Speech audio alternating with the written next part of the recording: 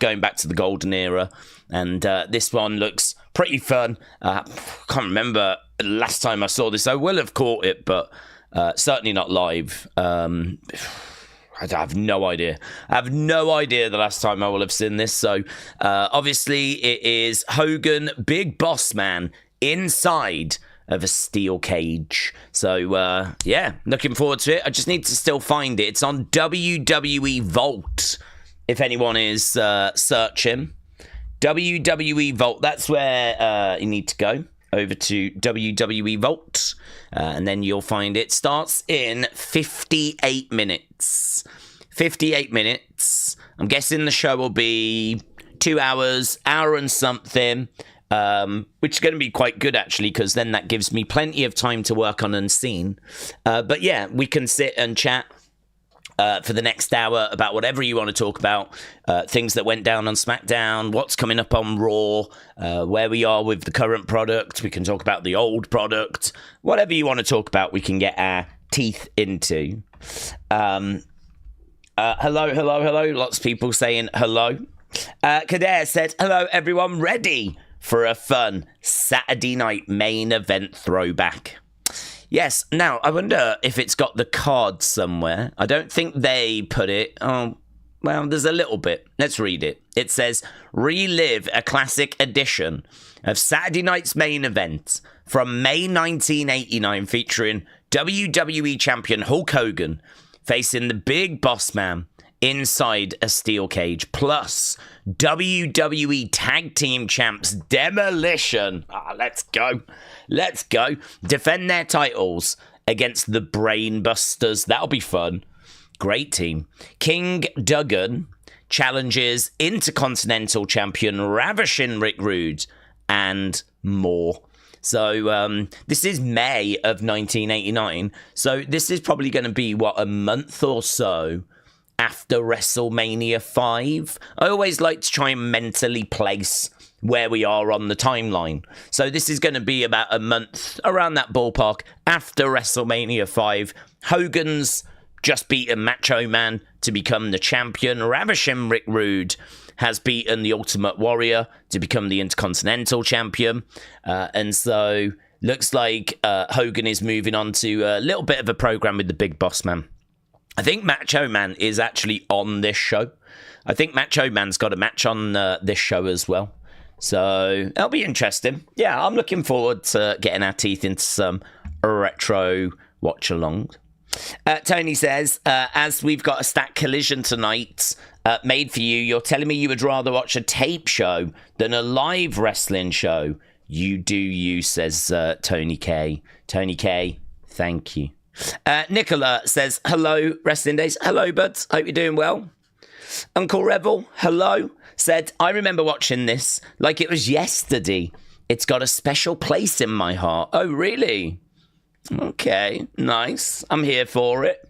I'm here for anything that's... Well, I'm here for anything, but I'm certainly here if it's golden era. Hasib, shout out to you, my friend. Hope you've had a good day. Stone Cold Fella says, I know I'm ravishing. And Octavia, shout out to you. I hope you're doing well, buds. James is in the chat as well. Hello.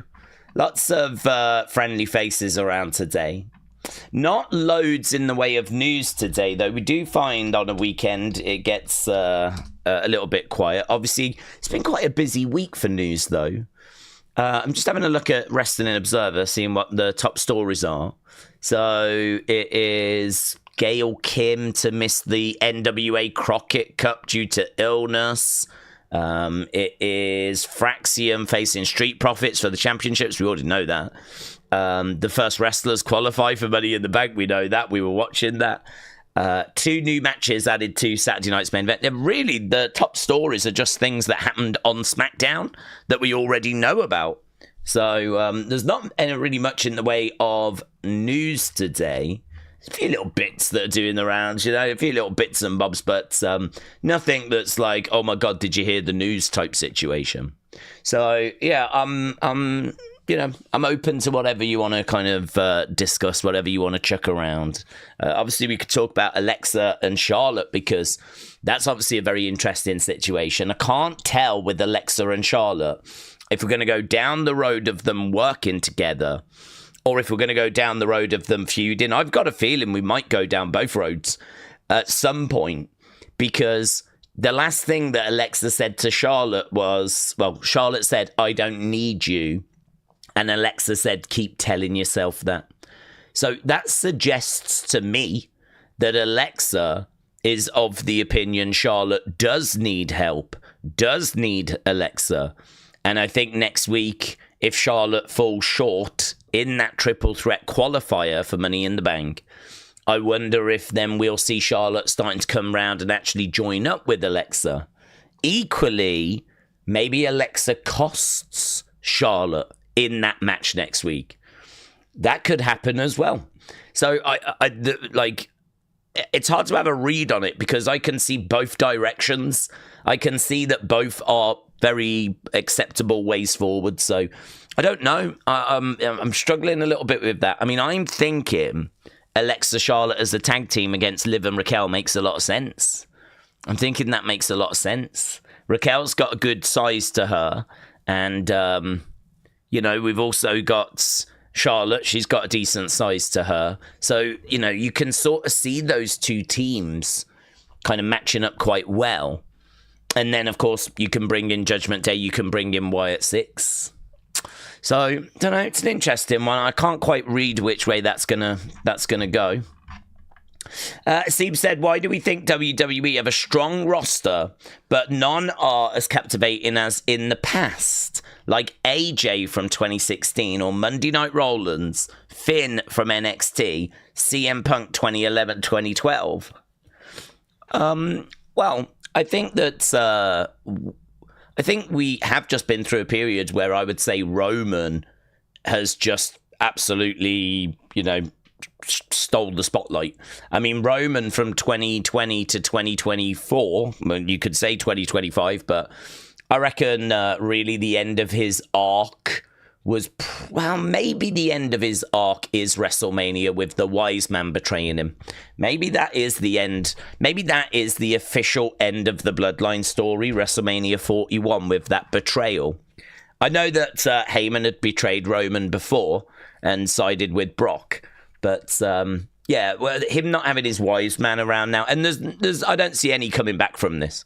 I don't see Heyman joining back up with Roman, so maybe we could say that actually we've just gone through periods where we have just had someone of that caliber. Roman Reigns 2020, 2021, 2022, 2023, 2024, 2020, well, kind of 2025. This is his era, undeniably. This is his era. And honestly, I think you could say Cody 2023 to 2024. I know that when he gets the belt, there's a drop-off. That was always going to happen. But again, when we look back at this time period, I think Cody finishing his story is going to be obviously a big talking point, a big factor. Cody finishing his story at 40, that'll live forever, along with like Daniel Bryan at 30. Or Kofi Mania at 35, Cody finishing his story at 40, that sits alongside those kinds of moments. So I think that we have got genuinely things of that caliber. But I think where we are now is we are looking at a bit of a change. We're in a bit of a state of flux because we have just ended the big storyline that I think this era is going to be known for, which is the Bloodline story. That's ended. And actually what's happened now is that a lot of that talent has gone off on its own. Like Jey Uso has gone off on his own and become a world champion, which is brilliant. But, we're still kind of putting the pieces together for Jimmy. And obviously Roman's a big star, but he's only working like a part-time schedule, a reduced schedule. So we don't get to see him all the time, unfortunately. And I think we're still trying to figure out what we do with Sammy, honestly, because Sammy obviously right now just feels like Jay's sidekick in a way.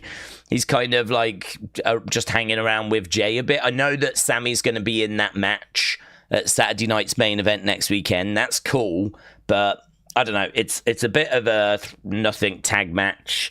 I sort of feel like, I don't know, Sammy faffing around with this is a bit of a distraction when I would like for him to be getting momentum. And do you know what I mean? I suppose you could make an argument it's a big match. It's great for him to be a part of it.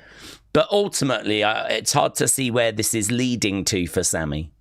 So I sort of feel like we've ended the Bloodline story. These people now are all going off into their own directions.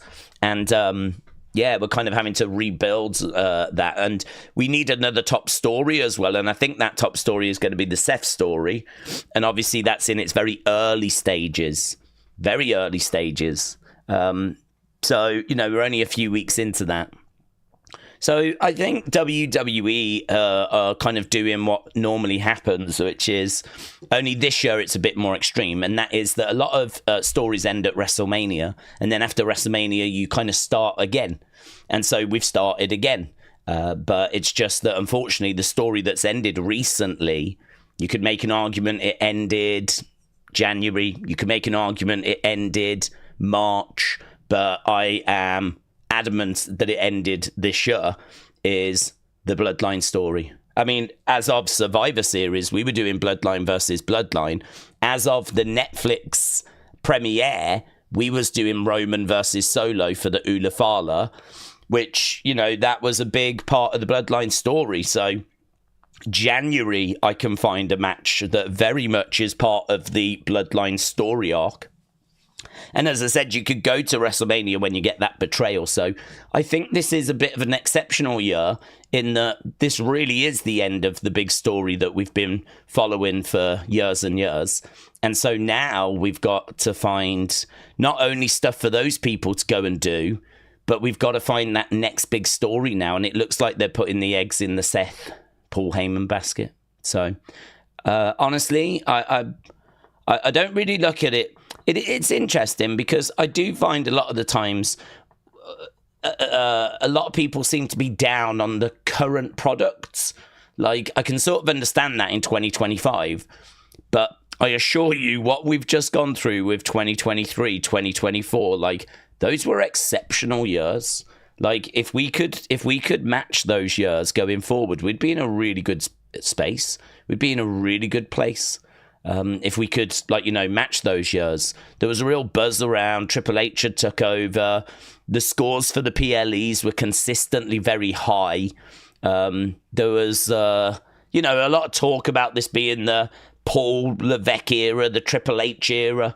There was just this kind of buzz that was around, which I think has kind of settled down now since WrestleMania underwhelmed like it did. But yeah, I understand being a bit down on the product in 2025, but honestly, where we've been has actually been really, really good. So if we are taking a step down from that, you could make an argument it's probably understandable. You know, the normal products, I don't know that it's going to be able to run at that kind of recent level going forward. I mean, the product is, as I said, in a bit of a kind of refresh mode. So 2025 might be a bit bumpy. The hope is, can it get somewhere by the end of the year? Can it get somewhere? I think this year we're focusing on Cena as well. And we all know that that's not really got a long-term story to it. So this year is the year of saying goodbye to Cena. And they've done some pretty wild moves in that regard, haven't they? I don't know. We could talk about this for ages and ages. There's so many different aspects to kind of get the teeth into. But honestly, I think we're coming out of a really hot period. This year's a strange year because of a rebuild, because of Cena saying goodbye. The hope is that we can get the pieces where they need to be so that we're ready to capitalize in 2026. But, you know, this year we've still got to do a 2-night SummerSlam as well. So we can't just say this year's a write-off. And it's not that bad. It's not 2019 bad. At times it might be. But, you know, I think Elimination Chamber was a monster show. I think that was really fun. I don't think this is 2019 bad. Hannah said some highlights from last night's stream in case anyone missed it. Bailey's gym photo. Well, that was the highlight right there, Hannah. Daze loves sausage in his mouth. I think we all do. JC is a controversial name. Yep. Daze condoms are being hinted at. There was a lot that we packed in, wasn't there, when you sit down and actually look at it? That's what she said. James said, not everything can be top-notch. We do need lows to appreciate the highs. That's true. That's true. I think it's just like, you know, people's TV shows. I mean, again, I talk about The Walking Dead a lot because The Walking Dead was like crazy popular, but then had a bit of a rough ride in like seasons 8, season 7, season 8. It like really, you know, people started to tune out. It kind of comes back again though in season 9, season 10, some really good stuff in there. And I think you do get this, and certainly with a product that never ends, just every week it's putting out new content. Like, you're just not going to hit it out the park all the time, are you? And the thing as well is that it's really hard to turn this ship around, because it's not that you can hotshot stuff, but that's not brilliant sometimes. The most satisfying stuff usually is the stuff that you've given time to. You know, we were talking about how Backlash felt undercooked, and it needed longer build. I mean, sometimes the fixes are not quick fixes. Sometimes it's about, you know, having the right stories, and you can't, if the story that you've like gone into, or the person you're kind of investing your time into isn't delivering, or the story isn't delivering, you know, you'll find yourself in a situation where you're like, well, we need to change this. But I mean, that is just not a quick fix to just like change direction. Sometimes you might know it's not quite landing, but you stick with it because you know that the story's going to get good, or you know that you can start to see that the performer is kind of bringing some life to it. I can see they're starting to get it now. A couple more weeks, I think we'll be in a good place. Look at Liv. I mean, Liv's a good example. Liv is someone that I don't think was main roster ready when she got called up. And I think that her matches were okay at best, but I didn't really feel any emotional connection to them. I didn't care if she wrestled or didn't wrestle. In fact, I was probably wanting to see other girls instead. But all that time that we've invested in Liv, which at the time probably dragged show scores down, because, you know, her match will have been a match that brought show scores down because it was just okay. You know, oh, we could have done something better here. But ultimately, that's paid off, hasn't it? All of that work has now resulted in Liv being this big, big star. And we're now in a situation where, you know, her matches don't drag show scores down. She's actually, you know, a big performer for WWE. She's a big star for WWE. And now they can, like, really capitalize on that. So some things are, like, really long-term investments as well. So you've got this really interesting mixed bag, really, of stuff that's short-term, stuff that's long-term, stuff that they know might not be quite right, but they believe it's going to get there. Stories they're trying that aren't quite landing. Stories they're doing that, you know, might not have really got going yet, but they know where it's going and it's going to be good. Stories that are delivering. Performers that are delivering. Performers that aren't quite right. People backstage. I mean, there are so many moving parts. Bringing all this together to put a TV show on, it's hard, man.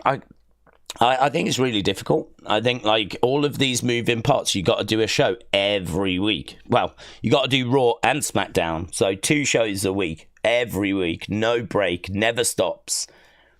Again and again, just going round and round and round. So yeah, I think that we're in a rebuild. I think we're in a bit of a reset. I think we're just in a space like that. Steve said, I don't think the talent is the issue. It's the fact that the big stories have ended. Building new stories and stars at the same time is difficult to do. Marshman said, do we think that Drew Damian Steel Cage will be Big Blue since it's Saturday night's main event? I would love for it to be Big Blue, but I don't know if they've got a Big Blue cage anymore, because I know that one of the Big Blue cages was turned into the Punjabi prison.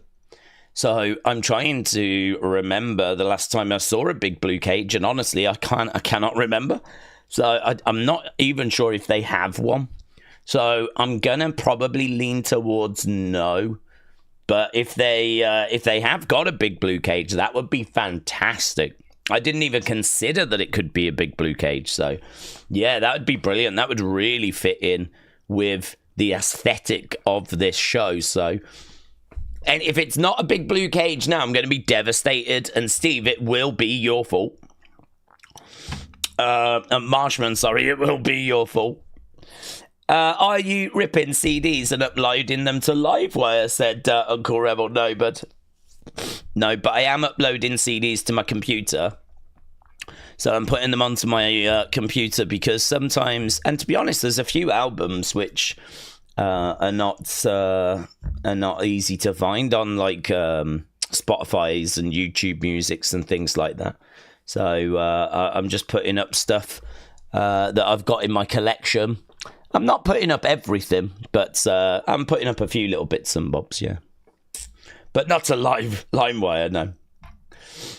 Bembo said, Daze, I just got back from Wembley. It was an unbelievable result. I've been going to watch Palace my whole life. My head is banging, but who cares? Europe next. Bembo, many congratulations. So in the UK, we've got a cup competition called the FA Cup. It's like goes back to the 1800s, 18 something, and basically every team in the country, I think to a certain level. I mean, Stourbridge play in it, for example, and they're, do you know what I mean? They've only got one stand in their ground. So I mean, even like the little local town teams that are like really far down the ladder, they are all in it, yeah. And so it's this massive competition. Hundreds and hundreds and hundreds of teams take part. And which is wild, isn't it, if you think about it? If you think that, like, the UK and England in particular, not that big. And, yeah, every town has got a football team. Every town, every city has got a football team. And, they pretty much all take part. And we had the final today, and it was won by Crystal Palace. Managed to beat Man City. I didn't see the game, but I was very surprised when I saw the result. I was not expecting them to get that done, so very good, Bembo. Congrats. I was pleased to see that Palace had done it. I'd much rather a team like Palace than certainly Man City, but yeah, so forgetting that it's even Man City, just, you know, the underdog. The smaller team getting the job done, like, that's massive for Palace fans. So I'm surprised you're here, but not in a gutter somewhere, just absolutely smashed off your face. But yeah, many congrats. David said, Walking Dead gang got too bloated like the NWO. Well, funny you should say that, because I love Walking Dead, and it really changes around season 6 because they sort of settle down in a place. So the first 5 seasons, there's a little bit of settling, but they are constantly moving. There's a bit where they spend time in a prison, for example, but, you know, they do largely keep moving. But from 6, they pretty much settle in that place. And I agree. I mean, I just think that there was too many episodes that were flat, that didn't really progress the story. It's why I think it's a good comparison, because I think that WWE unfortunately suffers from that, where there's episodes where we're just doing little things, progressing stories, getting people some TV time, trying to put on like some fun matches.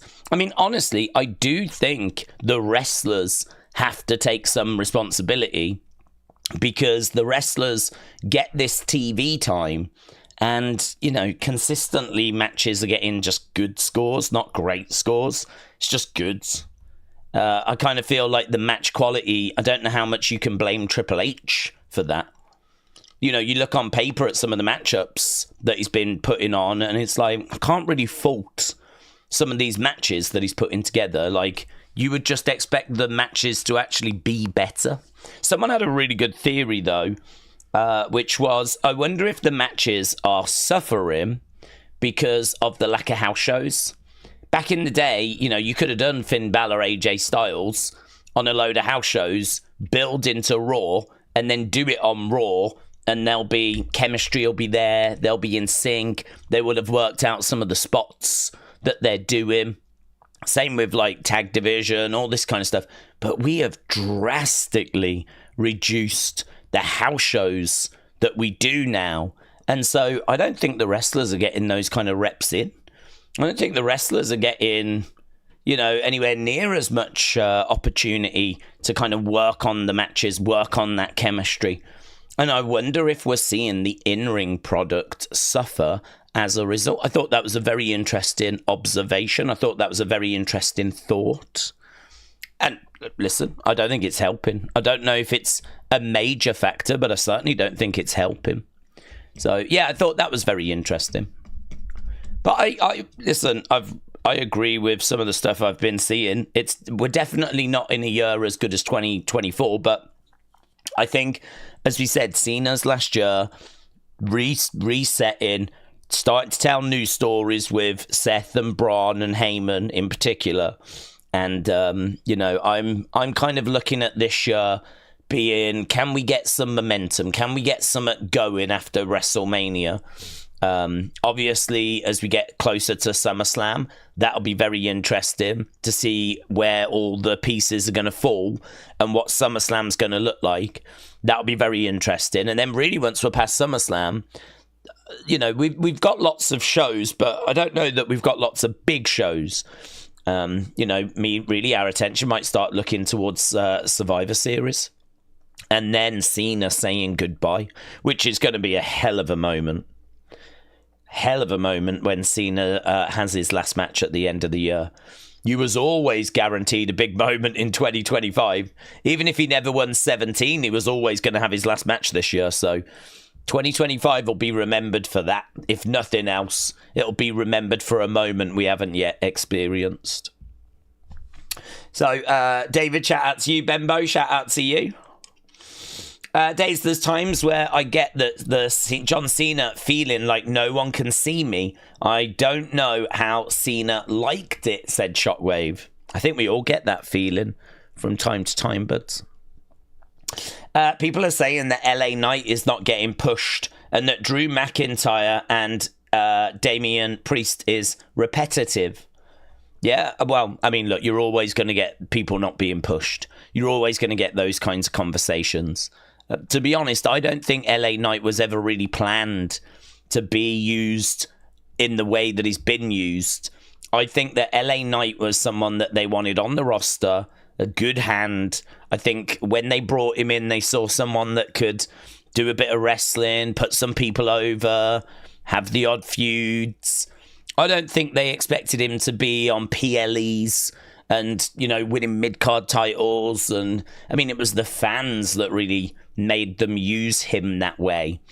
I think the support for him has sort of settled a little bit. He's not getting, like, the crazy mad pops that he was, a couple of years ago, which is understandable. But as a result, look, WWE trying to build up Jacob, a WWE trying to find ways of getting Braun into the conversation, a WWE interested in Gunther being used. I mean, this is where they're focused on. Yes, that's what they're focused on. I don't think they're focused on trying to get LA Knight to a world title. So is LA Knight not being pushed? Well, depends how you want to look at it. I would say he's being used fine and probably even better than what they were expecting, for him. But if you're a diehard LA Knight fan, then I would imagine that you're quite frustrated. But I don't know. It's one of those, isn't it? It's a difficult one because I think LA Knight's had a lot of opportunity. I think he's had a lot of PLE matches. And I look at someone like Carrion, who has not.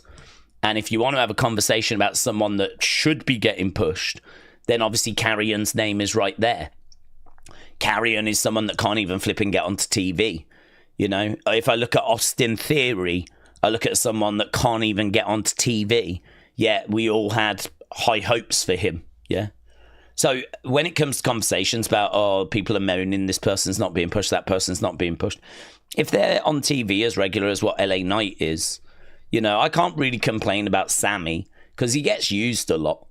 And, it's just sometimes the creative isn't good enough to get him to that next level. But listen, there's a flipping list as long as my arm of names that can get onto TV but don't get, the best creative. Look at flipping Finn Balor, for example.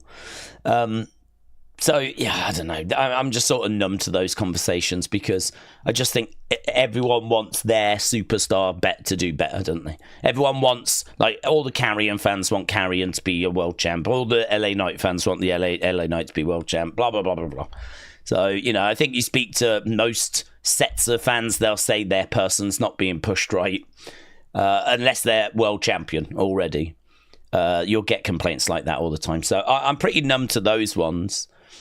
Damian Drew being repetitive, yeah, I don't disagree, but I think a steel cage match at Saturday night's main event is pretty fun. I'm not down on that. We did their feud, we did their match at WrestleMania, and now Triple H wants something for a Saturday night's main event.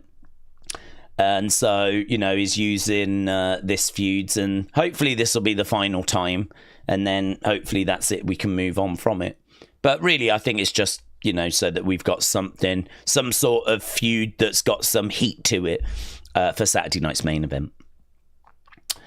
Daze, how much does it also have to do with wrestlers aging? A lot of the names are pushing in their 30s and 40s. Added in reduced house shows, we will have more wrestlers gas during matches.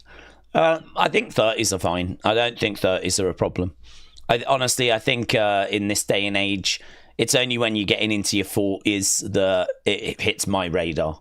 So I think, yeah, we've got a bit of a problem with that top end, but you can't win, can you? Because get rid of everyone that's 42 or older, 43 or older, then you'll have people complaining there's not enough star power. But you've got to build those stars. So, they're trying to do that. They're trying to build Jay. They're trying to build Gunther. They're trying to build Bron Breakker. They're trying to build women in the women's division. You can see the effort of what they're trying to do. Some people are going to make it. Some people aren't going to make it. But it's one of those, isn't it? I mean, clearly the numbers say that Roman, Seth, CM Punk, they're still massive merch sellers. They drive massive Google searches. They drive massive interest. They drive views. You wouldn't want to get rid of those guys. They're legends. I mean, you wouldn't want to get rid of them, but there is a balance in regards to, you've got to get that next crop of talent coming through because you're not always going to have CM Punk around. You're not always going to have Roman Reigns that you can rely on. You're not always going to have one. We know that this is Cena's final year. So it's true, isn't it, that you've got to balance the legends. I'd love Rock to come back to do a match with Cody, but honestly, that is taking a spot away from a Bron Breakker. We could do Bron Breakker, Cody. We could really build Bron, give him a monster year like we did with Brock when he first came in. Just have Bron run through everyone and build him up to then face Cody. You could absolutely do that.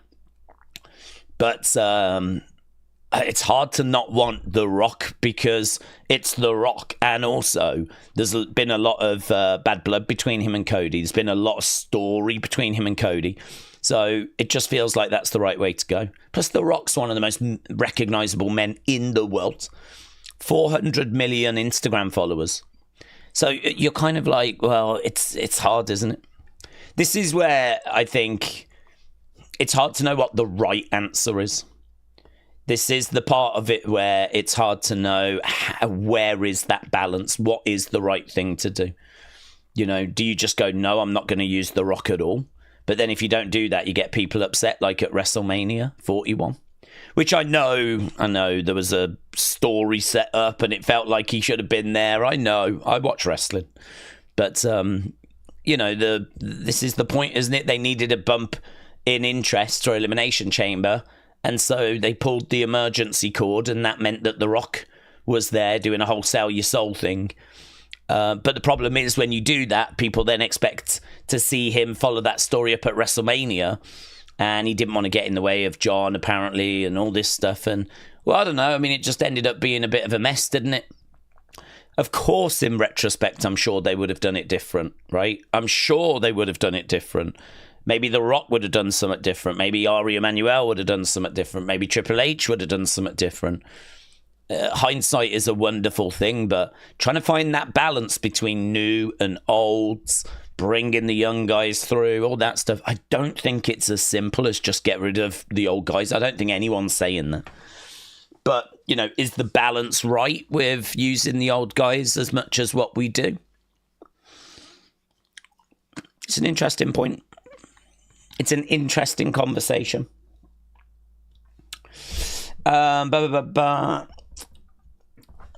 Corey, hello, shout out to you. Saturday night's main event is going to be fire tonight, said Ajid Kar. Ajid Kar, shout out to you, buds.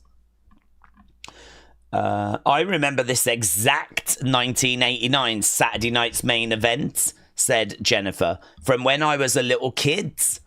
Thanks, Daze. Jennifer, don't thank me. Thank WWE Vault. They're the ones that are putting this on. And they're the ones that are allowing us to enjoy some retro wrestling, which I'm very much looking forward to.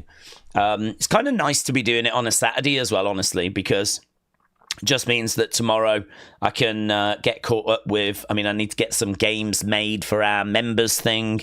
I need to get a few streams set up. I probably need to try and get a predictions video out for Saturday night's main event. I need to set that stream up for next weekend. There's a NXT stream as well. I mean, it's quite busy next weekend, actually. This is the calm before the storm, if you will. So, yeah, it's kind of nice that this is tonight and we can get this done, do Unseen after, and then, you know, get stuck into a few things. It's busy time.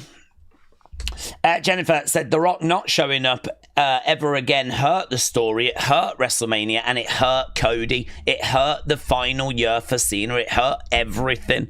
The Rock was the reason for the heel turn, selling his soul, etc., says Jennifer. Taker 1990 said, Daze, are the Starbucks baristas on strike due to the new dress codes? Also, what are your thoughts on the matter? I have no idea. I've not heard anything about this story, so I can't comment on it. That is the first time I have heard anything be mentioned. Rabbit Rose said, shout out to everyone that loves me and hydrates me, says Rabbit Rose. Rabbit, shout out to you, and I hope you've had plenty of hydration. Hom Shabom said, you guys have it all backwards. Rock not showing up is not what hurt the match. Rock getting involved is what hurt the match. Maybe. I mean, the only thing I would say is that the most exciting thing that happened on the road to WrestleMania was John Cena turning heel.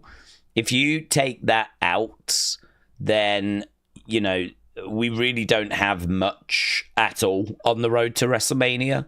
So I mean, look, I'm not a fan of John turning heel in his final year, so I could do without it. But I suppose my question then would be to Triple H, what did you have planned for the road to WrestleMania that was going to actually be any good? Like, where were the OMG moments? Where were the massive talking points on the road to WrestleMania, when the biggest one we had was the whole John turning heel thing, right? Which, as we know, originally was going to happen at WrestleMania. That was the plan. That was going to happen at WrestleMania. The other thing as well is that still wouldn't have massively helped, because if you do John Cena, Cody Rhodes face versus face at WrestleMania and John turns heel at Mania, fans are going to be right behind John. I mean, they were behind him when he was a heel, so they're going to be behind him if he was a face. So, I to be honest with you, I do blame, like, The Rock for getting involved and then not being at WrestleMania. Like, I do blame him for that. But I would say that the biggest thing that happened, the biggest OMG moment was the whole selling of the soul thing, right? It's not even close. There's nothing even remotely close to the Cena heel turn on the road to WrestleMania, right? That was easily the biggest moment. I have no idea if Triple H had anything else planned. I think as soon as they do that, The Rock, yes, has to be at Mania. I do understand what The Rock said about not wanting to get in John's way, but I think he could have been there and then got out of the way, you know? He could have come down, got involved, got dealt with, and then flipping, you know, left Cena and Cody 5 minutes to wrap the match up. You know, The Rock would have been out of the way at that point. So I kind of feel like, listen, if John's going to win 17, as long as he is standing in the ring on his own holding up that championship, I don't think The Rock would have been in the way. I find it hard to believe that was... I would not be shocked to find out that Triple H had a word with The Rock and said, look, we can't keep doing this. We can't keep going down this road of, like, blah, blah, blah, changing stuff, like, when we're in the middle of it. Like, I wouldn't have been shocked by that. And if The Rock kind of was like, well, I won't get involved, then there was a little bit of a falling out, you know? Because it was interesting that The Rock was on a interview, like, literally the next day. And he was not only... just doing like an interview the next day, he was talking kind of critically about the booking. He was like, you know, there's definitely things I would have finessed. There's definitely things I would have done different. It's just like, I think he knows that he could have been there and not got in the way. And I think for him to be a bit critical of the booking, and for him to say, as soon as I saw Travis coming out, I knew that the fans would then be expecting the final boss. It was weird. It was weird. And then, of course, there was the tweet he put out as well that same time where he was like, listen, whatever your name is, Dave from Busted Open, if you want to come and sit in a meeting with me, Cena, Cody, Brian, and the rest. And it was like, mate, you've just left out Triple H's name. The guy that's in charge of content creation in WWE, you've just not mentioned him. You've just bundled him with for like the rest. Like this, that. There's little bits like that which are just like, it's not sitting right. Some of these things aren't sitting right. The math ain't quite mathing, and I can definitely understand why people are under the impression that we're not getting told the whole truth. So I don't know. I think once he got involved, he had to be there. I think he knows that as well, and so I do wonder if there's been a bit of a falling out. Without him getting involved, you lose the biggest moment on the road to WrestleMania. So then the spotlight goes back to Triple H, and you go, well, where were the big OMG moments then? Because Rock getting involved might have ruined WrestleMania. But that's only a couple of nights, you know? I mean, 2025 has been mid. Overall, as a year, it has been mid compared to recent years. And I think there's things we can blame, like the European tour. But honestly, it's not been good enough. This has not been a good enough year compared to where we've been. It has been a step down. And... I think Triple H has got some questions that need to be answered there. And I sensed frustration out of Triple H as well. You know, do you remember just before WrestleMania, he did that interview where he said, I wish people could be fans rather than critics, which was kind of a little bit out of the blue. This was even before WrestleMania, like a few days before. He was doing media. And he was like, I wish fans would be fans and not critics. And I was like, okay. It's a bit weird. And then, of course, WrestleMania went down and flipping. He had plenty of critics then. So, yeah, I honestly, I don't think there's one person. I don't think it's fair to say The Rock ruined 2025 because take The Rock situation out of it. You've got plenty of shows that are mid. There's a WrestleMania card there that's flat. There's too much stuff that's not right, and it doesn't fall on just one person. I don't think you can just blame Triple H either. I don't think it's only his fault. I think that we've kind of run out of steam, honestly. I think we've run a little bit out of steam. I don't want to be like doom and gloom and all that stuff, because it's not doom and gloom.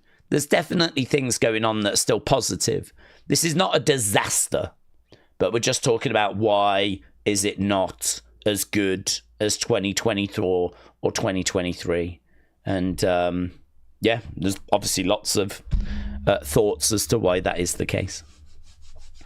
David said Cena will turn back face during his final match, says David.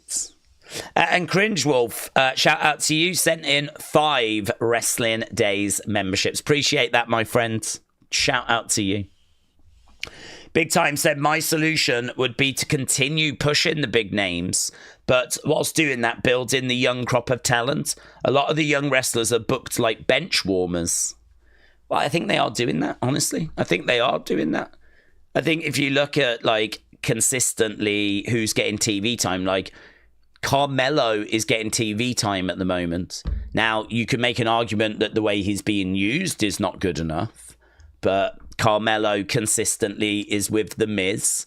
Miz has got a bit of star power. People know who The Miz is. So you've got The Miz being Carmelo's cheerleader, which I think in their mind is meant to make Carmelo seem like a bigger deal, not just some schmuck that's off the street. But instead, he's, you know, got The Miz rooting for him, supporting him, believing in him.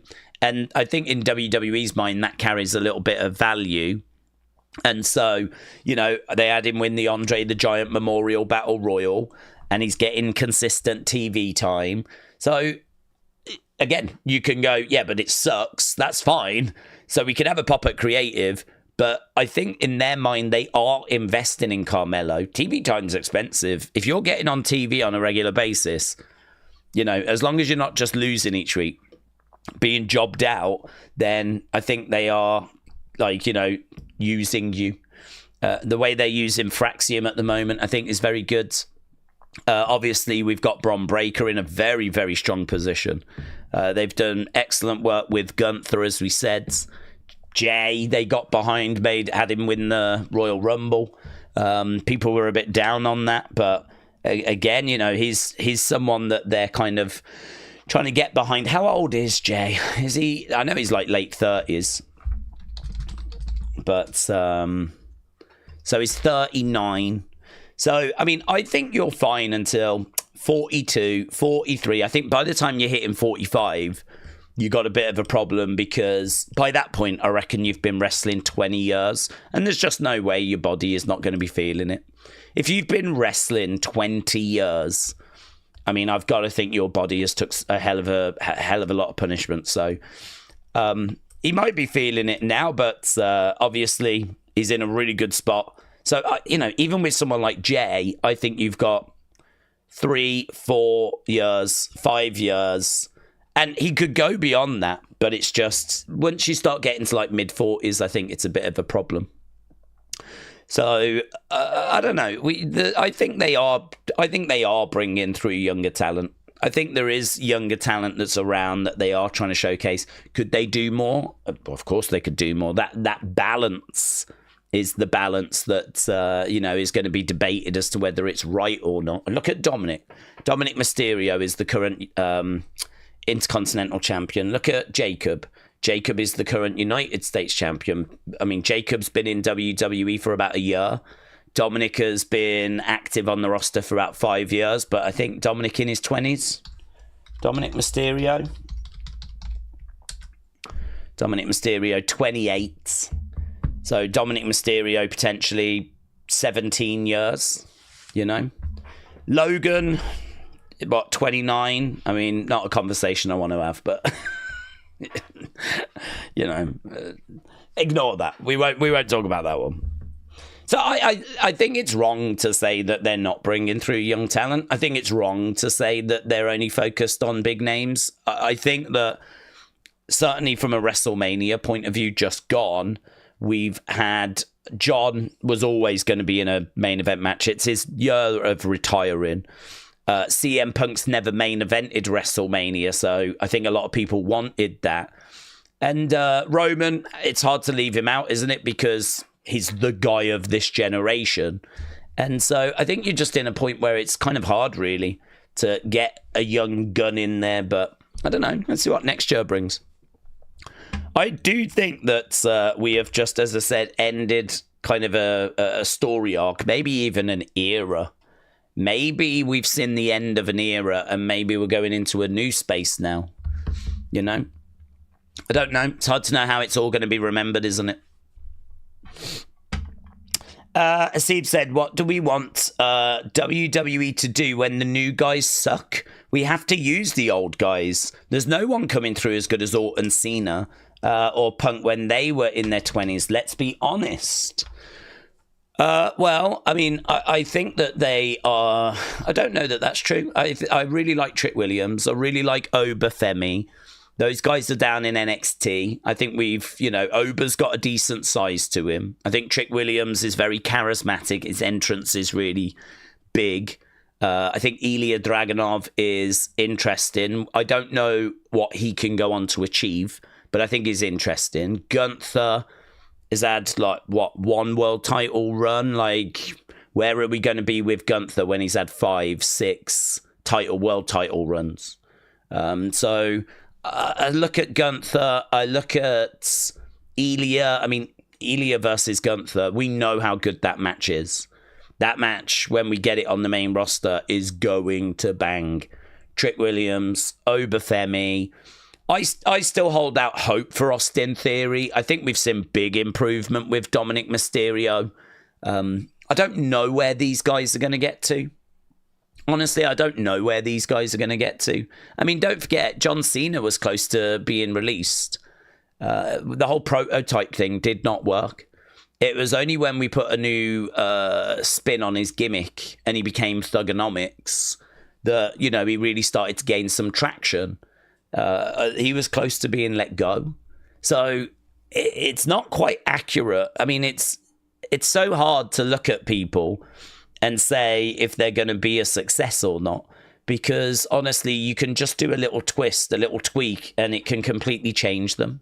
Look at Liv. I mean, I don't think Liv was putting it together till she turns heel. She turns heel, now she's a monster star for them, big star.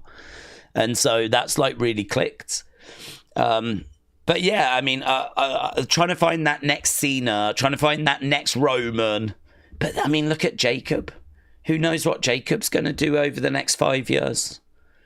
Jacob's intense. At the moment, he's just kind of waiting to break out of this group, but Jacob's a badass, isn't he? Jacob versus Gunther.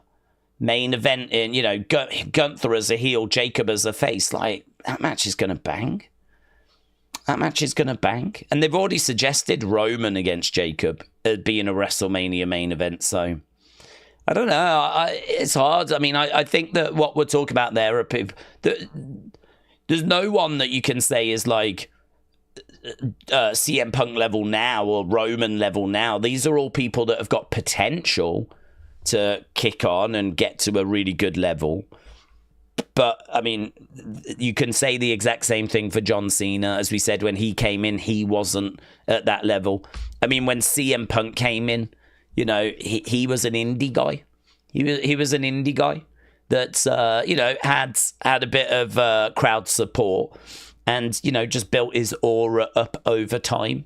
But CM Punk was not a WrestleMania main eventer when he first arrived, those first few years in WWE. So, again, it's a process, isn't it? It's a process. It's a case of, continuing to build people. Who is going to be those next top stars? I mean, that is a very interesting conversation. It's one we've had before. We talk a lot about how NXT has got some really good talent in it, certainly on the women's side. But I think on the men's side, look at Javon Evans. Great talent. Obafemi, great talent. Trick Williams, great talent. I think Ethan Page can do some stuff. I mean, he's 38, I think, so... we don't want to sit around and wait on him too long, but I think there's been some people coming through that LFG, that Shiloh Hill has kind of grabbed people's attention. I think there's some potential there. That's long-term potential, of course. The bottom line is WWE are scouring the globe, aren't they? They're looking in Mexico with AAA. They're looking in the Indies with WWE ID. They're looking at the Next in Line program for bringing in some of those bigger guys. I think there is a struggle with trying to find some of the big guys, some of the monsters. They tend to go into American football, so I think WWE are looking there as well. So I sort of look, I can't fault them. I mean, what more can they do? They obviously need to get NXT Europe going. I still think that's part of the plan. So we need to do something on that front. We could probably benefit by having a permanent presence in Australia, and we could benefit by having some in Japan. So, you know, yes, there are more steps. There are more things that we can do. I think Africa is completely untapped. Completely untapped. If you had NXT Africa, I mean, imagine that.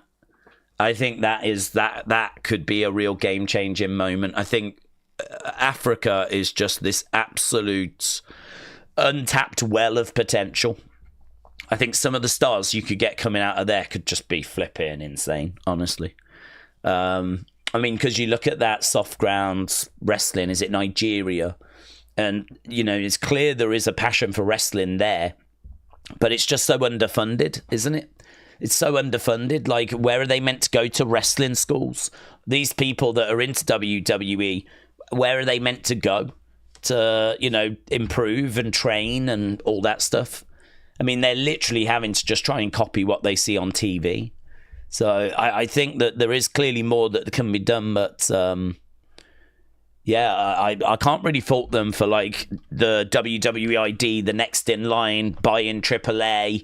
You know, or they're doing a lot of stuff trying to get people. The other issue as well is that some of the kind of stars that I think they would have loved to have had chose to go to AEW as well. I mean, make no mistake about it. Imagine if we had Will Ospreay in WWE. Imagine if we had Will Ospreay. Imagine if we had Kenny Omega. Imagine if we had MJF. I mean, these are people that would help make the WWE roster stronger. As much as we like to banter about AEW, they've definitely got some good talent there. Women's division as well. Timeless, Toni Storm. You know, Mariah May as soon as she becomes available. You know, Mercedes, Sasha Banks. Again, she was a big star in WWE. So, you know, I think it's one of those where I tried to be reasonable. I tried to look at the landscape. I tried to put myself in WWE shoes. And I tried to think like, okay, if I was there, what would I do? How would I change this? How would I fix this? What would I do about this? And I do look at the work that's going into their developmental program. I'm very impressed. I do think we need to go into Africa. I do think we need to go into Europe. I do think we need more NXT schools. But I think they've done some excellent work, honestly. I think they've done some really good stuff. And it's just now, you know, can we start seeing the results of that? Maybe some of those results won't show for a few years. Next in Line's not been around that long. So actually, Next in Line, I don't know. I mean, Next in Line, I think might be Bianca. Might be Tiffany. But I think on the guy side, we've not seen, you know, that's Trick, that's Oba. I believe those were Next in Line. And again, you know, we're constantly adding to that, aren't we? So, yeah, I mean, so much. It was a big conversation, this one, because there is so many different aspects to it. But, here we go. Look how wobbly that blue cage is. Okay, we are underway.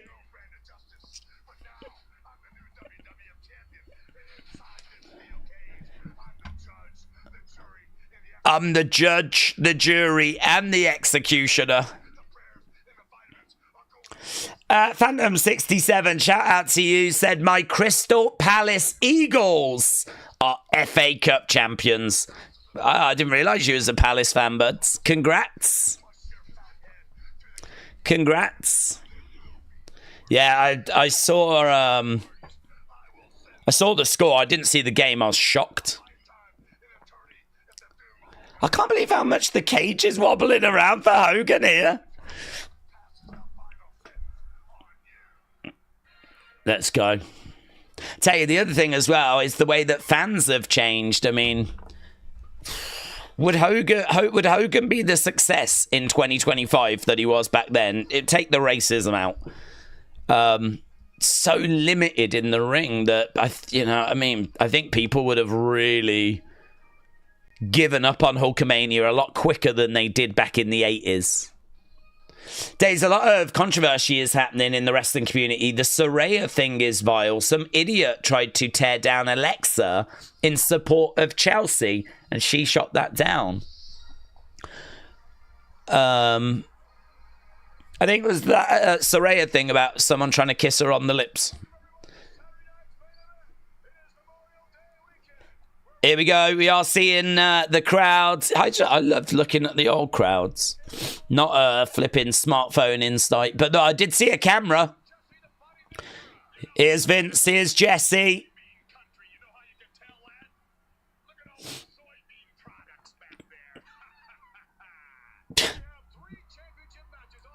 Three championship matches tonight. Steel cage. Yeah, we are live. It's on WWE Vaults. Daze, would you say a wrestler you once loved but has later lost respect to questionable actions? Who? Hogan. I never loved Hogan. But I never hated Hogan. But yeah, the whole Hogan thing's very uncomfortable now. Okay, we've got some footage. WrestleMania 5. This is Bobby grabbing the leg of the Ultimate Warrior. Boom. 1, 2, 3. There we go. There's Ravishing Rick Rude with the Intercontinental Championship. And he's even got it spray painted onto his tights.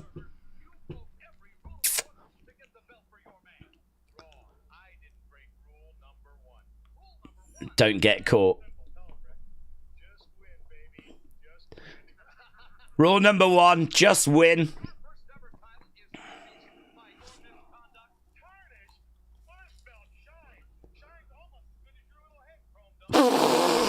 This belt shines. It shines almost as good as your head.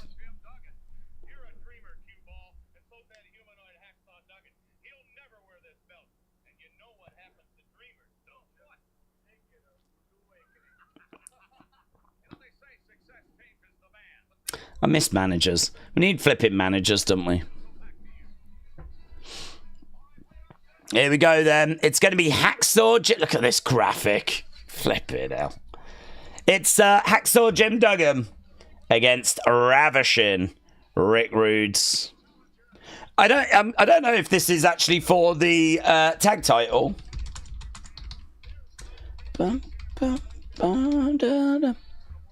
Let's go, mate. If anyone's interested, Austria have won the song contest. The UK was 19th, says Nick. Were they? I thought that song was pretty rubbish.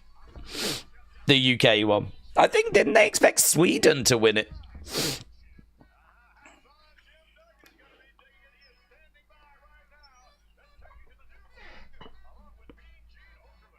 Dun-dun. Dun-dun.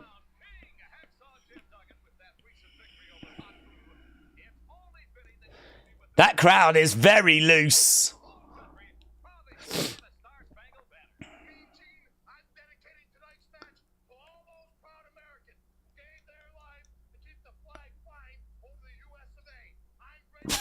Look at this crowd.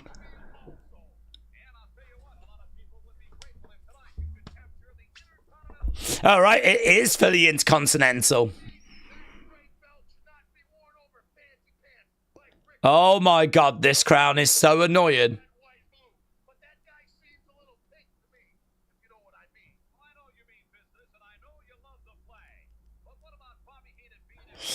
But I would like to have all the fat.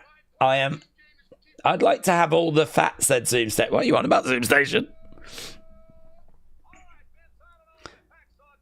Look at the little walk he does.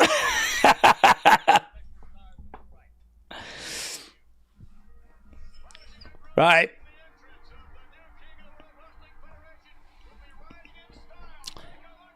King Duggan making his way down.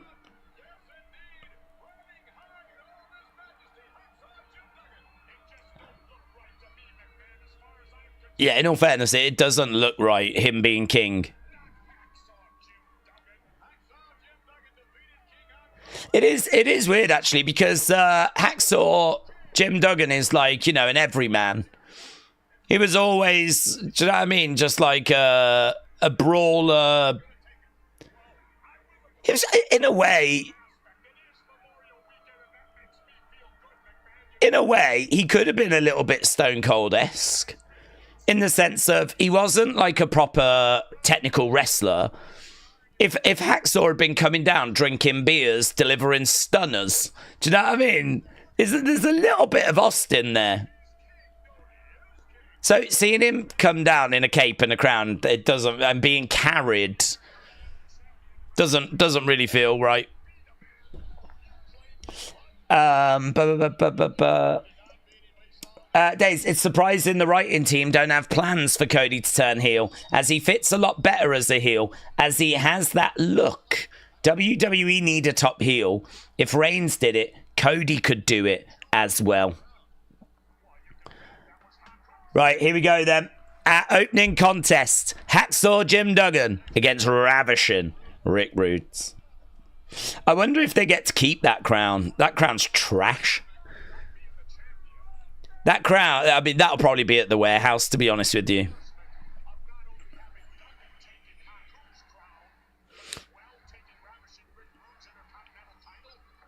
Right, locking up. Back against the ropes. And we are underway with this opening contest, which is for the Intercontinental Championship. Ravishing Rick Rude has got the IC title spray painted on the front of his gear. He's got his own face spray painted on the back. He's trying to get Hacksaw over, but no joy. Crowd are really into this, you know. They're really into Hacksaw. Going for a clothesline over the top. Look at the pop, man. Look at all the posing. Oh, that was the yeet of the day, wasn't it? Heenan on the outside. 1, 2. Kick out there by Ravishing. Big clothesline there by Hacksaw. And again. Delivering close. Look at Rick Rude bumping around. Oh, look at the cell. Look at the cell. That's like a Ric Flair cell. The way that he was dazed and then bang, down he goes. It's all one-way traffic at the moment. Against the rope. Drives the knee down. Going for the pin. Doesn't hook the leg. Sloppy cover, says Jesse Ventura. Sloppy cover. Shot to the midsection by Ravishing Rick Rude. Forearm strike. Going back in the corner goes Hacksaw. Rick Rude with Hacksaw. Trying to get Rick Rude over the other side. Into the corner. Big boot there by Rick Rude. Duggan down. Ravishing Rick Rude going over to the corner. Trying to climb up. He's perched. Oh, he gets it as well. Off the top with that chop.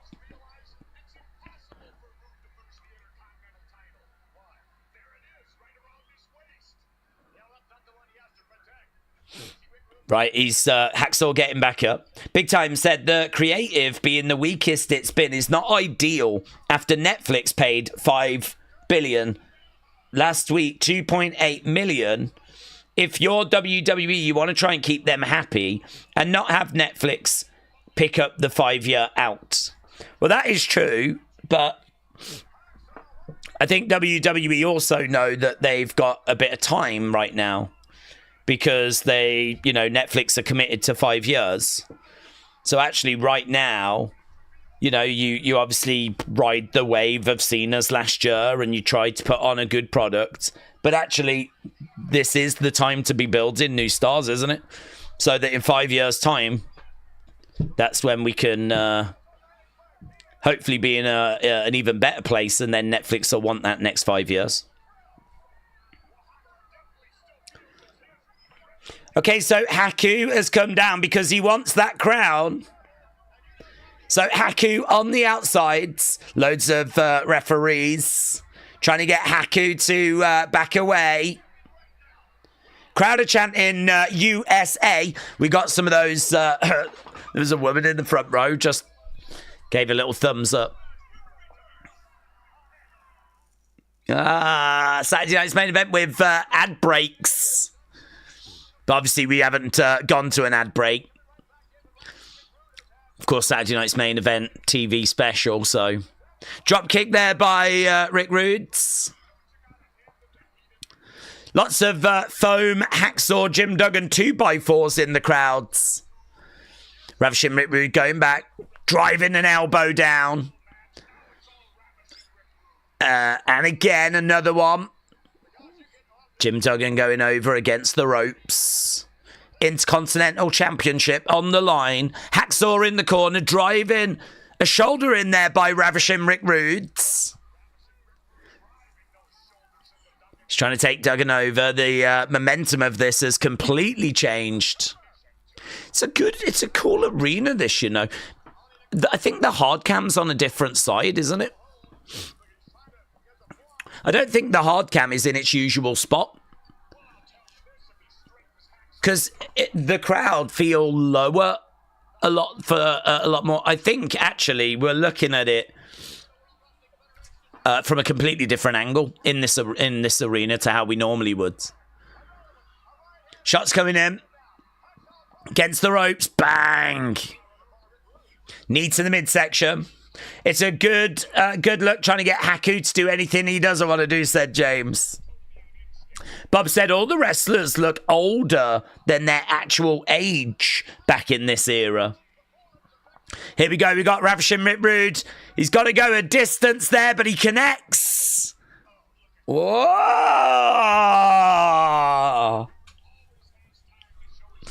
Ravishing Rick Rude coming over, blowing kisses down the camera. Hacksaw face first. Into that top turnbuckle. Elbow coming in there by Hacksaw. Hacksaw starting to fight back. He is hulking up here. It's a bit like Warrior, actually, when Warrior used to kind of come back. Hacksaw kick to the midsection. Big shots coming in. And low-key don't mind this match, you know. Big back body drop there by Hacksaw. People hated Rick Rude. They loved Hacksaw. They would be loving a title change here. Charging in. Oh! Hacksaw collides into Ravishing. And Ravishing goes out to the outsides.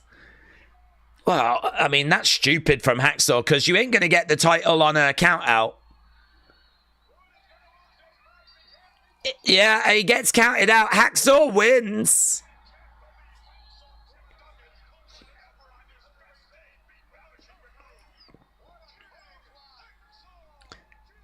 Okay, well, he's celebrating and the fans are celebrating, but you ain't going to get the title on a... Oh, God, it doesn't make any sense. Make it make sense. Make it make sense. Crowder flipping, celebrating. Hacksaw's celebrating. But you can't get the IC title on a count out.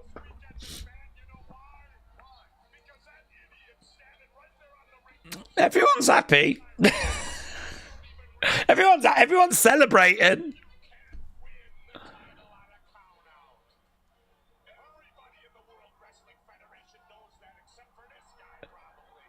It's weird, isn't it? It's just weird.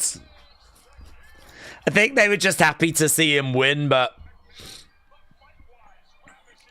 And plus also, he seems happy. So I think they're kind of happy as well. Let's get a score on that and see what people thought about that. I didn't mind that match, honestly. I didn't mind that match.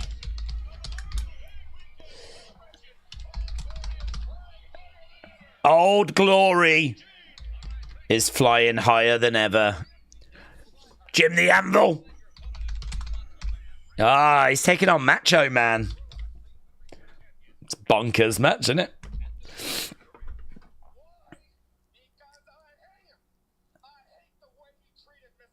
I hate the way he treated Miss Elizabeth.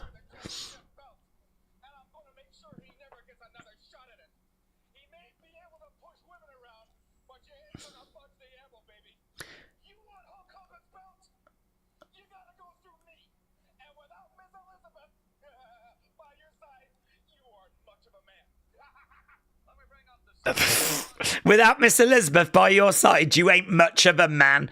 You might push women around, but you ain't gonna push the anvil.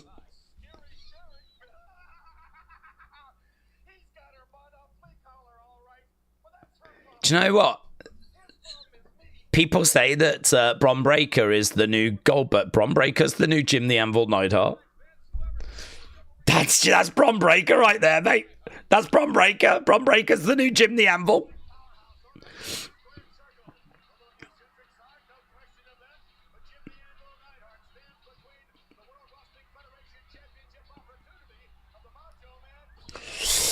That is dad's. It is. That is dad's.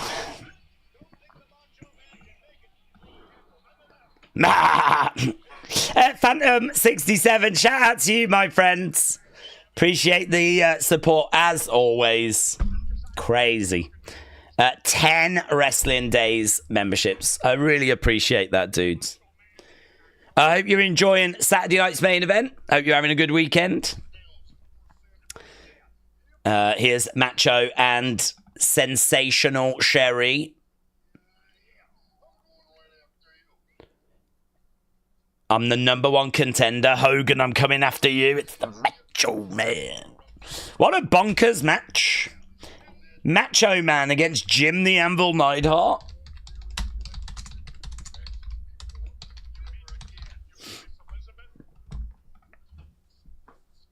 Don't say that name.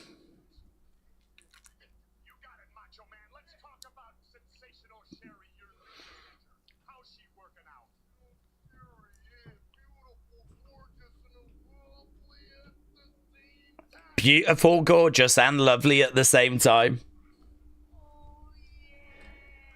She was so underrated. She was underrated. She could do anything. You need her to wrestle, no problem. Need her to be a manager, no problem. Need her to bump around, no problem. Need her to talk, no problem.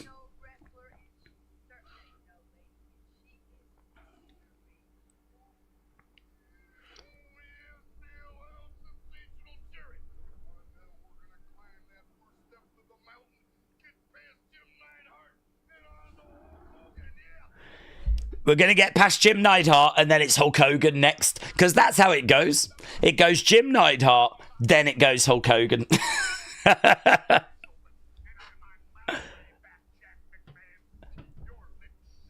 Yeah, Jack McMahon.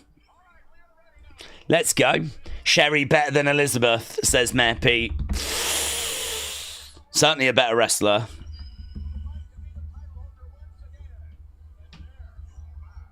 Better promo. Oh, don't know though. Elizabeth, she had a magic, didn't she, eh? She was a real lady. A real lady. And you don't find many of them. Certainly not in 2025. Maybe there was a few more knocking around in 1989, but she was a real gem. Look at that. Look at that flipping entrance attire from the Macho Man. That is clean. I wish the I wish that blue was popping a little bit more, but here we go. We are underway. Flat shoes for Sherry. Macho in green. There's a dude that's got a Hogan foam hand on a pole. And he's kind of like holding it up on this pole so that Macho Man can see it.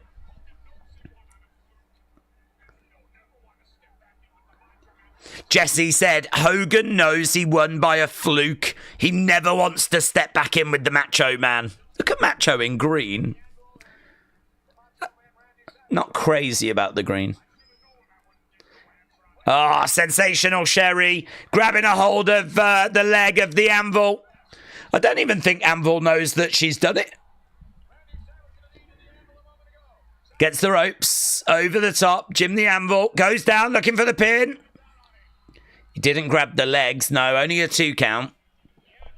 Did you like the Macho King character, said James. It was all right. Macho Man was much better. But, yeah, I thought him with Sherry was pretty fun. Macho Man, Macho Queen. I mean, the whole retirement match and Elizabeth coming back is fantastic. So, you know, taking Elizabeth away. Macho always lost a little something when Elizabeth wasn't with him. So, but putting Sherry there instead was a great move. So, yeah, not my favourite, but I'm not down on it. Macho charging over, knee into the back. Anvil goes into the corner. A clothesline, Anvil goes down. Macho Man looking to grab Jim the Anvil Neidhart. Get him, Randy! Why did she say that like that to the camera? Get him, Randy! Right now, she's choking out Jim the Anvil. She was so good. She was so good. Yeah, and Macho doing some distracting. Look, someone said so much. Always working, mate. Always working. Always doing something. Look, she's trying to choke him again. Look at the legs on the go. She didn't do anything. Macho is going to be deadlier than ever now, says Jesse. Here we go. Macho in the corner. Double axe handle. Down goes Jim the Anvil. Oh, kick out there by Jim. We do keep cutting over to Sensational Sherry quite a bit. Macho. Oh, couldn't slam Jim. Tries to kick out. Oof. Love the golden era, said Big Migs. Ah, yeah, it's goated, mate. Golden era is goated. So, right, Macho obviously has got his sights set on Hogan. He's got a bit of a random match here with Jim the Anvil, but I'm down for random matches. Oh, look at that slingshot. Really good there by Jim. Look at Sherry. Get up! Get up! Oh, man, look at this. The shoulder block is probably one of the most used moves in the golden era. Clothesline, shoulder block, 1, 2. You ain't going to put him away with that, though. Nice standing drop kick there by Jim. Macho is down. Sherry is round. Sherry is right round. Trying to help Macho up. What is that camera shot? What is that camera shot? We just had a shot of Sensational Sherry's backside there. Jim comes round. On the outside. Another drop kick. Macho struggling a little bit here. Gets thrown in the ring. Hot crowd. The crowd were really hot for the first match. They're really hot here as well. Macho back in the ring. Jim picking him up. He's got Macho up. Parading him around. Slamming him down. 1, 2. Kick out. Kick out by Macho. Right now over Sensational Sherry getting into it with the fans. Oh, the classic Andre.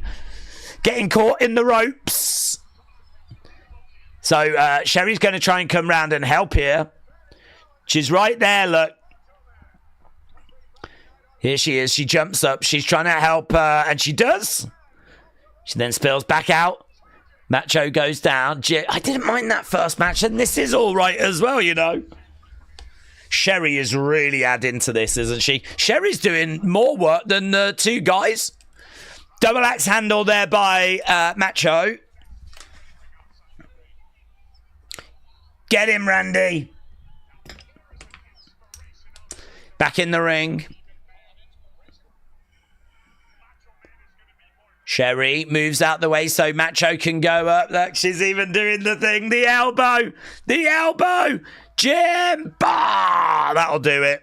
That'll do it. 1, 2, 3. Macho wins.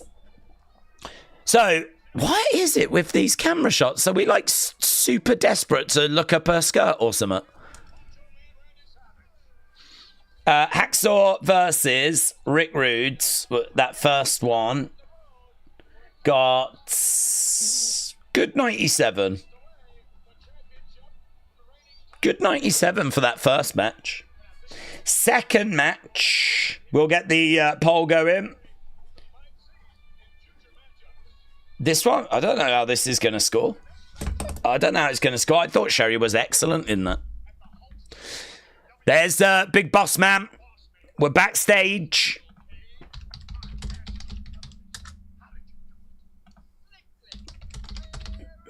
Boss Man, look at Fat Boss Man. This is the Fat Boss Man era. The big fat man.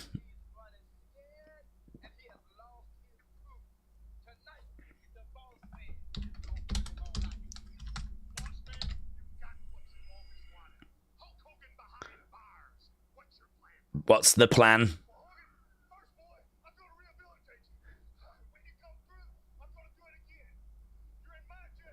You're in my jail now. You're gonna serve some hard time.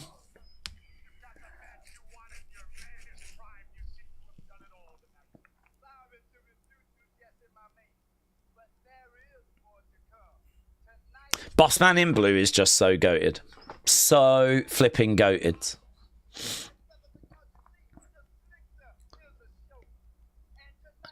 The Slickster is a showman. There's going to be a surprise tonight.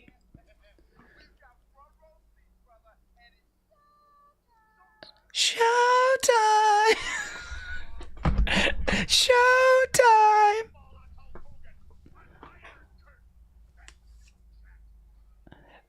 Oh, cage match now! Now! We're doing it now! Oh my God!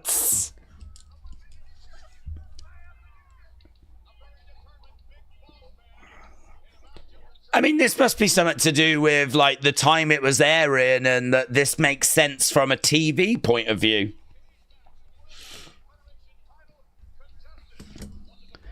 The title on the line as well. Cage match time. Here we go. Dial in.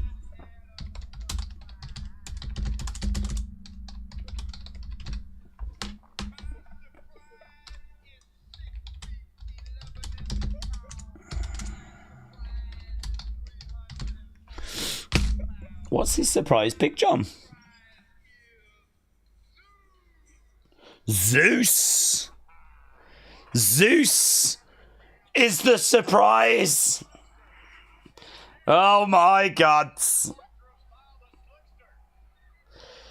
We're in the Zeus era.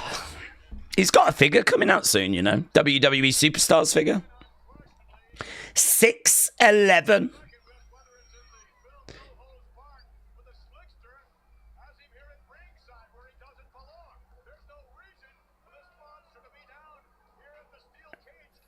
Is he going to stand up in the...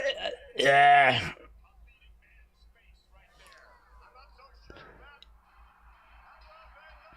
Right, here we go there. Look at the graphics with the cage in the background. It's not even a blue cage graphic. Here's Hogan. Winged Eagle. Look at all these people cheering a racist. More names in the writing team, says Hannah. Daze Batista. Daze Batista. There's Zeus. Blocking the way into the cage.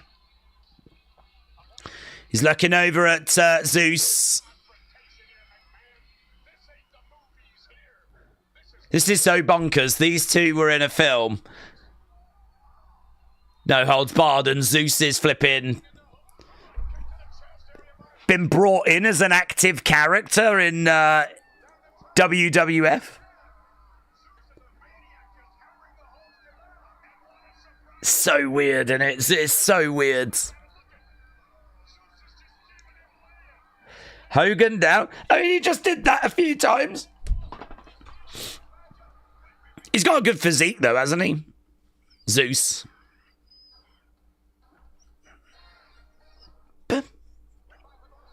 We're back. Bossman inside the ring. Hogan down. Zeus just did a real rubbish job of beating him up. There's a sign, big sign in the crowd. I can't quite see what it says. Bossman kicking that. I don't think I don't think Hebner thought that door was going to explode open the way that it did.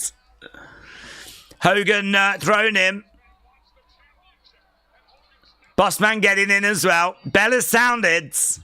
Yeah, that door just exploded open. Brainbusters, Demolition. Snuka against Boris, said Suzanne.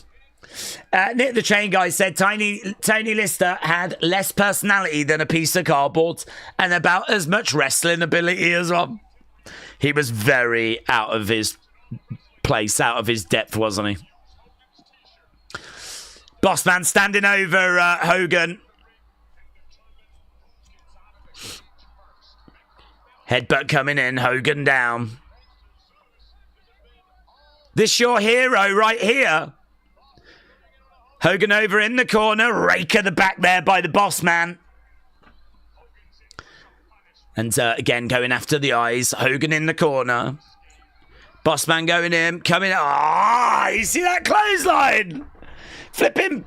I don't think quite knew it was coming. Rather than taking a bump going down, he sort of got bent backwards like the dude out the Matrix. Into the side of the cage. Fat Bossman was the best. He really was the best. Bossman goes over the other side. Big boot. And again. I don't remember Bossman taking those kind of hits like that before. Why didn't he just go like off his feet? Instead, he was like contorting backwards. Big clubbing blow to the back there of Hogan. And again. Hogan down. What show is the Bossman hung from the cage? It's WrestleMania 15, I think. There we go, look. The shirt is open. Bossman, big splash. Look at this. Hey, the chest is out. Hello, ladies. No, he could get out here. Get out. Oh, hesitated, didn't he? Look, Hogan crawling on his hands and knees. Shots coming back by Hogan. Rake of the eyes. Yeah, that was bad advice from Slickster. Slickster told Bossman to do a bit more work on Hogan. If Bossman had quickly moved, then he might have got out and won the title. Hogan down. It's been largely one-way traffic. Yeah, Bossman, why are you climbing? You fat. What are you climbing for?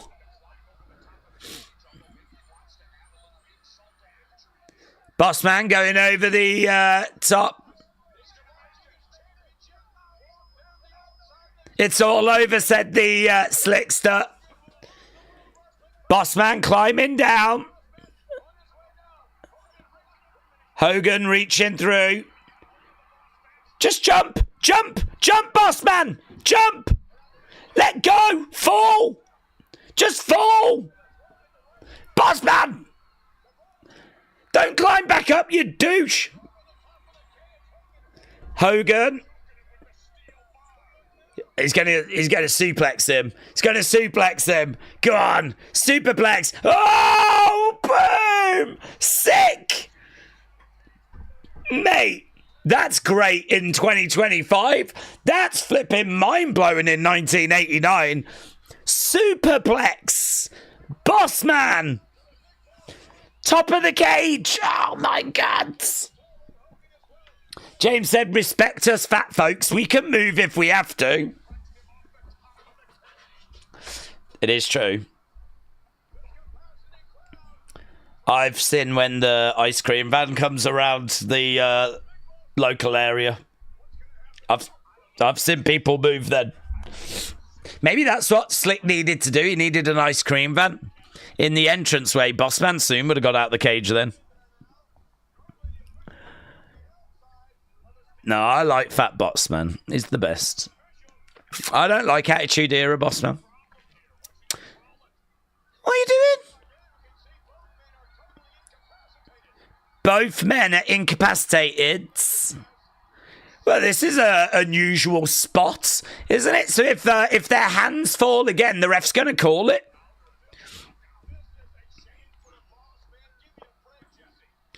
That superplexers took it out of both guys. They're both down. Referee. The referee is counted instead 5, 6. Imagine if it just ended. Imagine if we just get to 10 and it ends. Imagine that. 8. Hogan up on 8. Hogan's up. Hogan's up. He's trying to get over to the door. The door's open.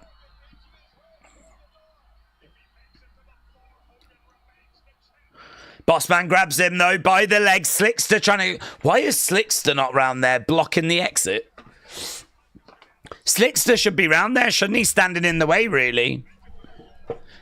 Bossman stops Hogan, though. Rake of the eyes there by Hogan. That superplex is the best thing we've seen on this show so far. Bossman against the rope. Ah, mate. You can hear the steel as Bossman goes against the ropes. He does manage to get a clothesline. What's he got? What's he throwing him? Handcuffs, surely. Is it a chain? It's a chain. Do you know, he should have had handcuffs thinking about it. Bossman always has handcuffs. You'd handcuff Hogan to the cage, wouldn't you? I would.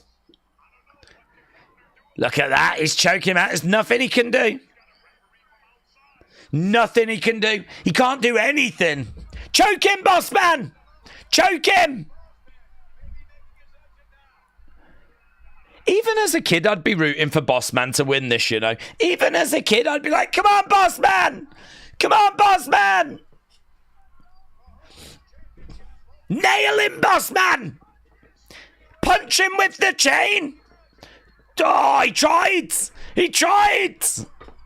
Shots coming back. Rake of the eyes there by the Bossman. Hogan going over the other side. Ah, they both go into the... Oh, my God. Now we got to do that spot again. Now both get the ref back in. No, they... There's a little bit of movement there. Bossman's right by the door. Hogan's going to stop him. Good crowds. There's a lovely buzz around. Hogan smashing Bossman 6 times into that top turnbuckle. Hogan holding up that chain. He's going to punch Bossman back now. Here we go. Bang! Oh, look at the sell. Brilliant sell. Lovely punch there by Hogan. Bossman's like, boom, down he goes.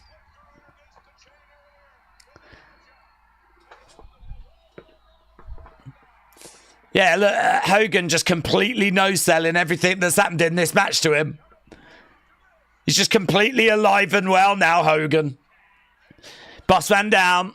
Hogan against the ropes. The leg connects. Damn it. Slick nose. Slick nose. Hogan's going to climb. Slick taking out the ref. Slick's going to try and stop Hogan. He grabs Hogan's leg. Slickster is trying to stop Hogan. Hogan kicks Slick down. Bossman's climbing the other sides. Hogan comes over. Oh, no! Little Bossman! Ah! Oh, my God. Look at him in the background. On that top rope. Oh, God. He's like... Hogan handcuffs the Bossman. That's what Bossman should have done, idiot. Bossman's trying to get out the door. Can he get his feet on the floor? Get your feet on the floor, you might win. Oh, there's blood. Bossman! Hogan's trying to climb down. Slick's trying to undo the handcuffs, but Hogan wins. Mate.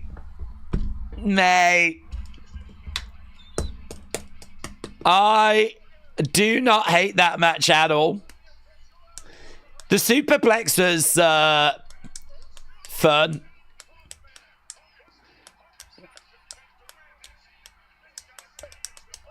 Oh, now he's going in. Slickster's in there. If you hurt my friends, hurt my son. Right.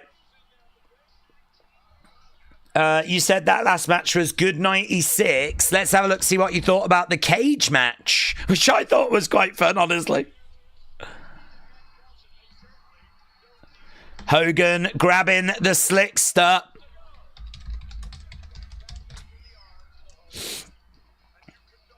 Hogan has got the Slickster, but Bossman can't do anything.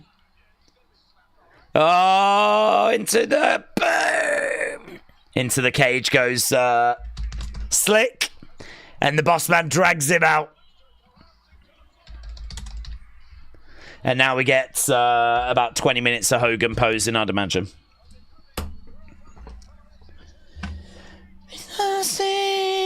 I am a real American. Fight for the rights of every man. Wonder how many of these Hulkamaniacs regret supporting Hogan now. Post-match, Hogan hit Slick with the nightstick. Slick was an underrated manager, said James. He was, actually. Oh my God, Hogan's got a truncheon in his pants. Hogan's got a nightstick in his pants. And he's got the Slickster's hat on. Oh my God. Mattel need to make this as a figure.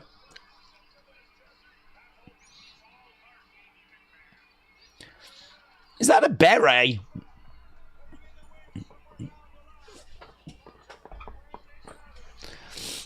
I am a real American. Wrestler Andy said, Daze, Bossman is 26 here. He's younger than Dominic.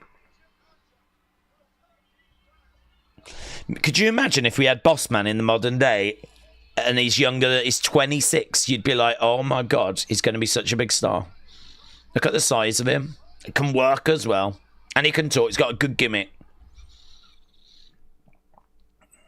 Just... Ah! Flipping out, Axe looks like Stardust in that graphic. The Busters. We've got the Busters. Demolition against the Brain Busters.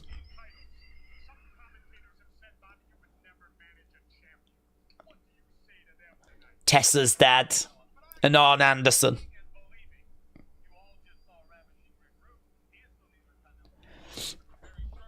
Right, I need to get these scores down.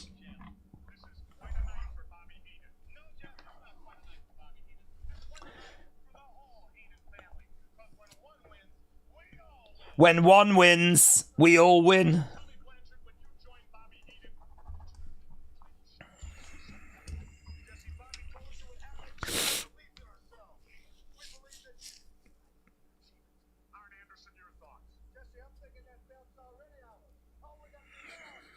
What a team. Tully and On, the Brainbusters.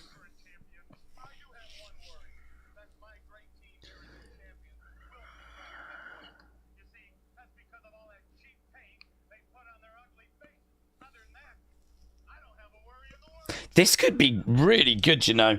Demolition against Brainbusters. Jesse doing backstage interviewing. Here's the Brainbusters. No music for the Brainbusters. Fun jackets, though. Weasel chants from the crowds. Obviously aimed at Bobby. Here we go. Here we go. Here come the axe. Here come a smasher. Ah! That's literally me and James last night. Look at us.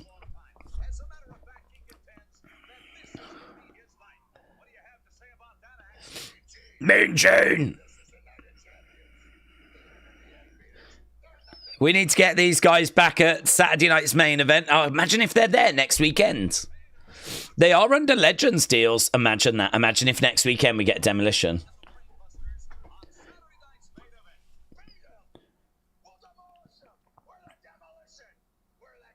Imagine that.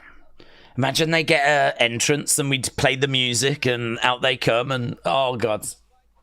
What a moment. This is what wrestling's all about.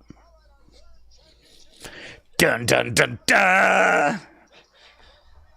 Here comes the smasher. Yes.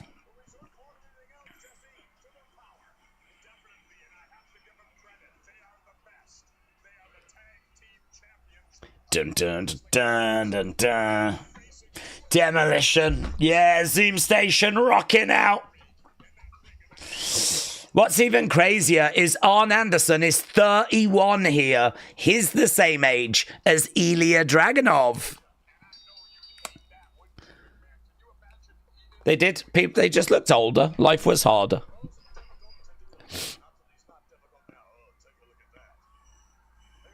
Axe. Smash. Tully starting us off then with the for the Brainbusters. So get in your scores for that last match. Brainbusters. Here come the axe. Here come a smasher. Smash getting in there. Tully going over the top. Nice bear hug. Bobby is up, but Arn is able to come in. Referee distracted. Brainbusters working together. We got Smash in the corner over the other side. Boom. Oh, that was good. He went for a double clothesline. Arn Anderson ducked underneath and he was like, but then Smash got him anyway. Nice pace in the early stages of this. Do you know, people that don't watch older wrestling, they're just of the opinion that it's like a headlock. It's just not. Back elbow there by Axe. There's drop kicks as well. Nice slam. Arn Anderson and Axe going at it. The two powerhouses of their teams. Oh, clothesline to the back of the head there by Axe. Tag being made. Smash coming in. Shots coming down to the midsection of Arn Anderson, who is in the wrong part of town.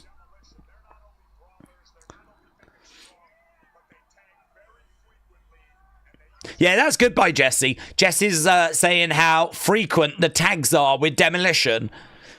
How they're doing a really good job as a, like, you know, working as a unit. Knee to the back there, though, by Arn.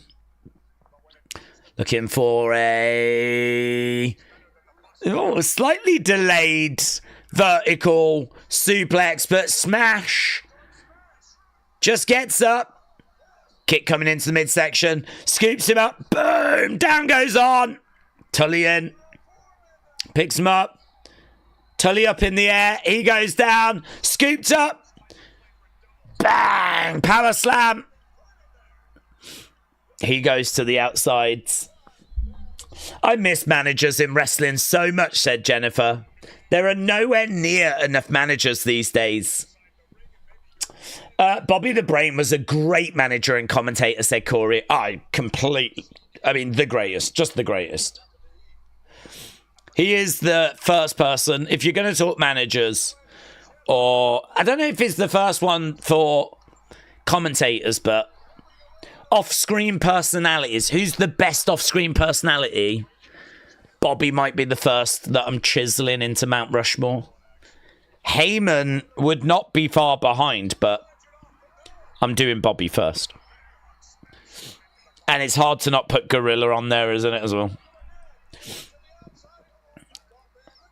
And maybe Jim Ross. It's hard, isn't it?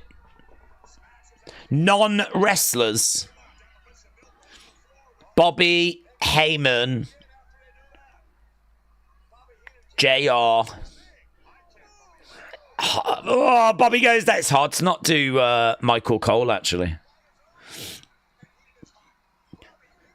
Bobby Heenan on the outsides. No, Arn's having to try and drag Bobby back. Bobby's ready to go.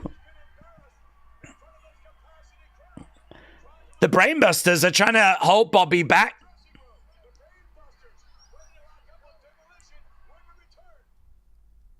That was a good way to go to commercial break. I think they've managed to get Bobby to calm down. Look at him. Even that made Vince laugh there, Bobby's reaction. Gets the ropes, shot to the midsection. I'd love to hear Vince talk about Bobby. Maybe if Vince goes to prison, he'll have lots of time to like write a book or something. Imagine a Vince McMahon book. Can you do podcasts in prison?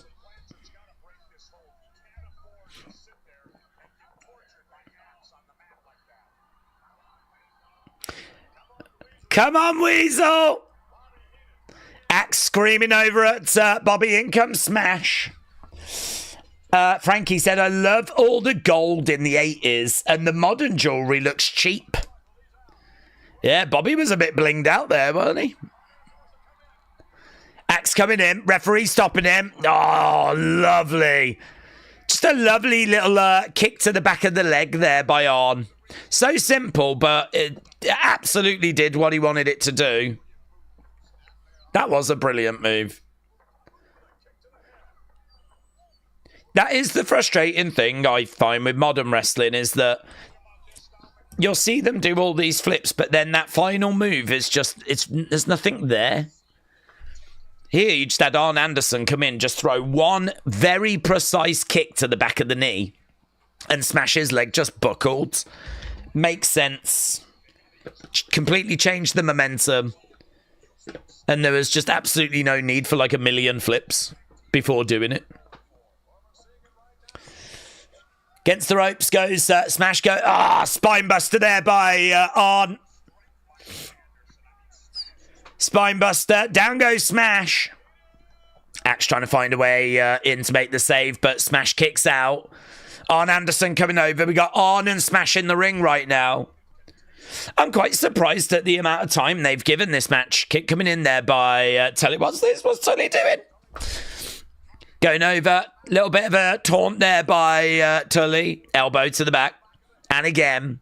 Arn coming over. Axe is trying to come in. You're not helping, Axe. You're not helping.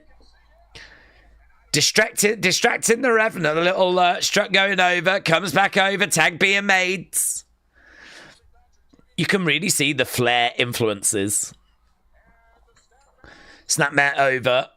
Dropping the knee there by Arn. Going for the pin. 2. Smash. Kicks out.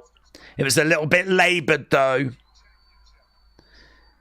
Crowd not as hot for this, but they're getting more into it. They're trying to get behind Smash. The heels are in control. He's got a bit of a knee brace on by the looks of it. Badly bandaged up knee there, Smash. Axe again, trying to... Axe! Stop being a goof. Tully going over again. Axe jumps down to the outsides. Smash being beaten up on the outsides. Yeah, Jesse said Demolition aren't looking too good right now. Tag titles, I believe, on the line here. Back in the corner goes Smash. Shots coming in there by Arm. Smash, though, starting to come back. Arn Anderson going for the pin. Has to climb on a bloke wearing bondage gear. This is funny stuff, said Shockwave. Oh, they both hit each other at the same time. And both go down. Axe has got his head in his hands. He's trying to reach over to Smash. Got Bobby on the outside. Loads of concern around, you know. Loads of facial expressions. I wonder if that's missing from modern wrestling. Loads of concerned faces. Loads of, like, Bobby, head in hands. And, like, it just adds to knowing that both teams really want this. Just shows how much it matters. Now it's just, let's go a million miles an hour. Oh, shot coming in. Axe goes down. Another big blow coming in. Shot coming back there by Smash. Going against the ropes. Axe, clothesline, down goes on. Oh, referee's been thrown. You can't do that. You can't do that. You can't go throwing the referee. Yeah, Bella's sat. You can't do that. Over the top to the outside goes Arm. Demolition in the ring. They've got their arms raised, but unforgivable. That's unforgivable.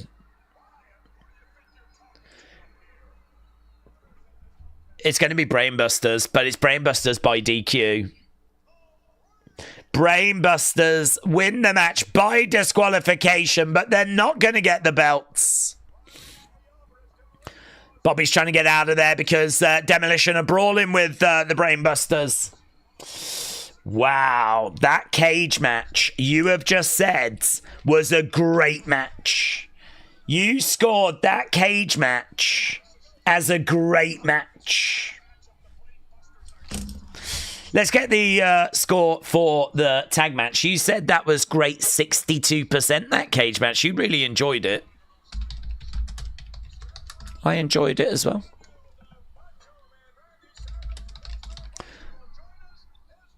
Macho and Hogan are going to be after the break. Dun, dun. Okay, we're backstage with Macho.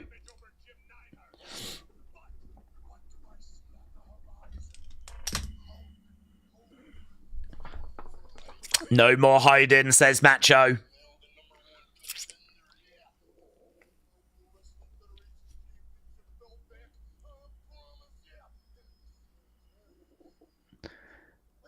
I'm going to get my championship belt back, and I'm going to teach you a lesson.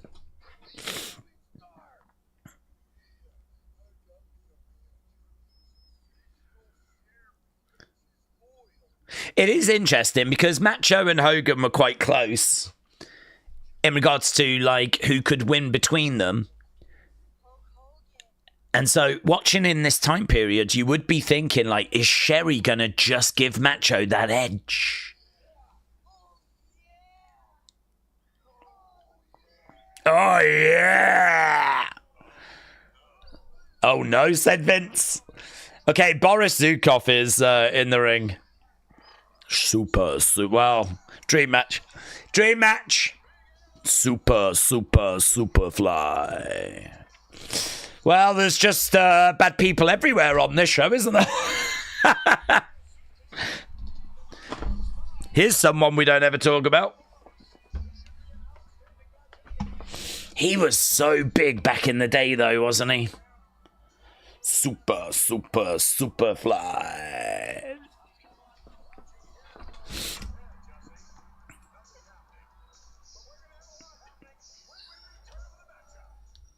I don't mind those kind of graphics. Superfly Jimmy Snuka against Boris Zhukov.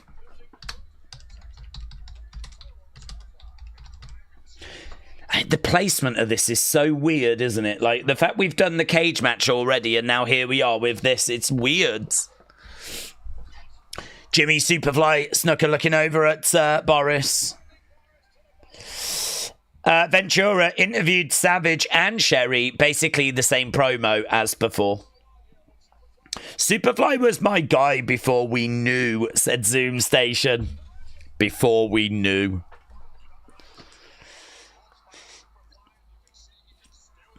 He's never been found guilty of anything, but wasn't he going to go to trial and he passed away or something? Or he was deemed not fit to stand the trial? Let's have a little refresh. Superfly, here we go.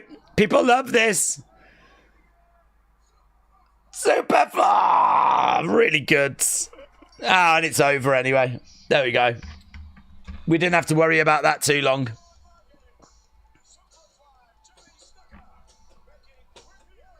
Yeah, he was deemed mentally unfit to stand trial.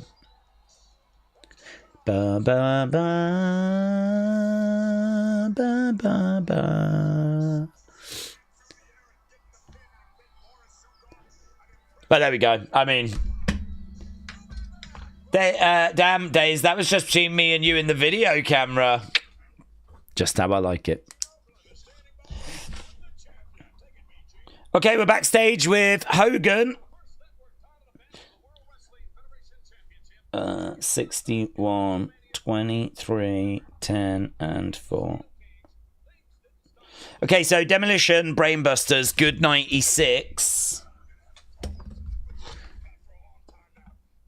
Let's get the poll up for that last Superfly match. I don't know what we've got left, you know. We've done an hour.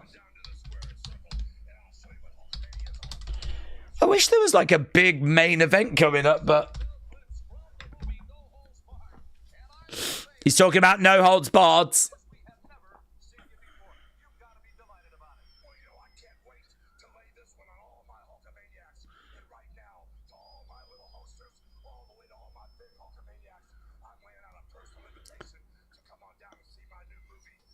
Come and see my new movie. It sucked. What has it got actually on Rotten Tomatoes or Tomatoes? No. Saturday night's main event continues. It's got 10% on Rotten Tomatoes, 10%. Metacritic, 31%. Is that it?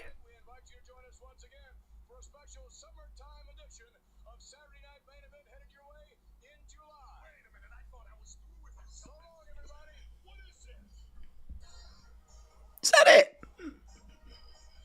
The final match we get is Jimmy Superfly squashing Boris Zhukov in like 0 seconds flat.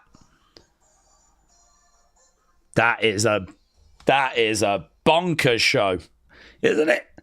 That is a bonkers show. Mate, that is so strange. Do you know what, though? Take away the Superfly match, which I have no idea why that closes the show. I can only imagine it's a TV thing. I can only imagine... But it was only on for an hour.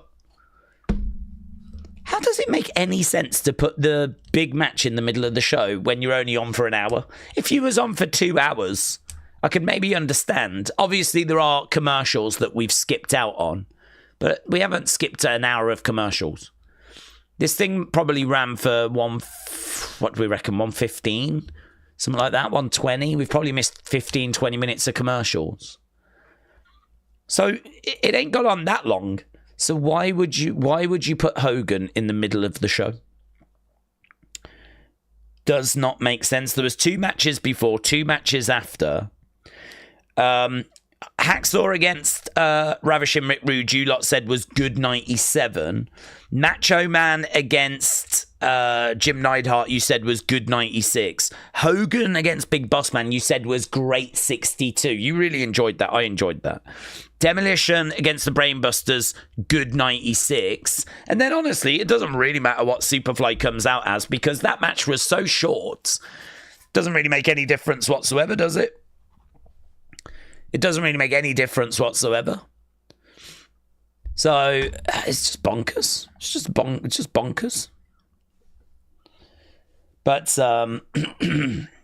for an hour, I don't think you can be down on good 97, good 96, good 96, great 62.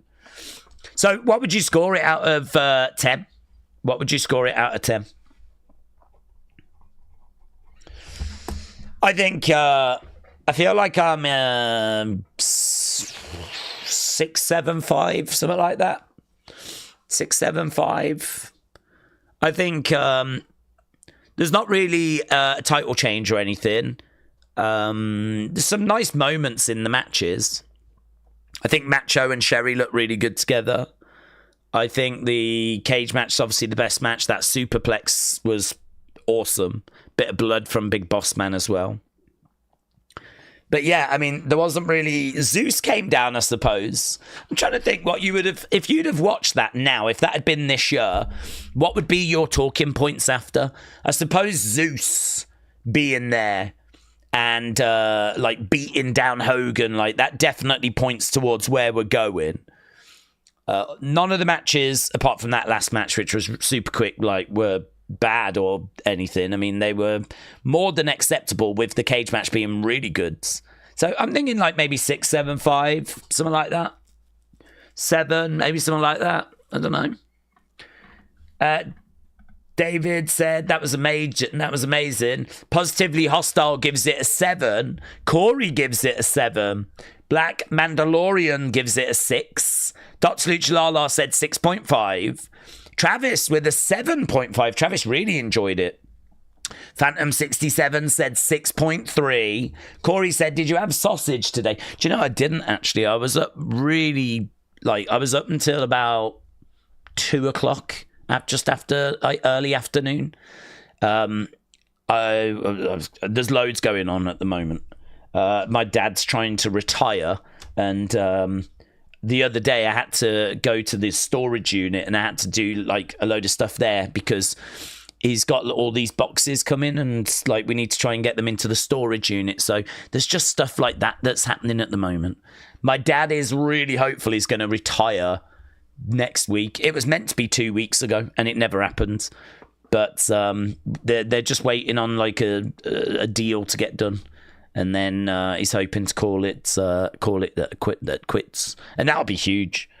So there's kind of loads of like just bits that need sorting, like away from the channel at the moment. It's a weird time. So there's just bits that I'm having to do as we're getting ready for my dad to retire. So yeah, if things like, you know, if Unseens are a little bit later or stuff like that, or I don't know.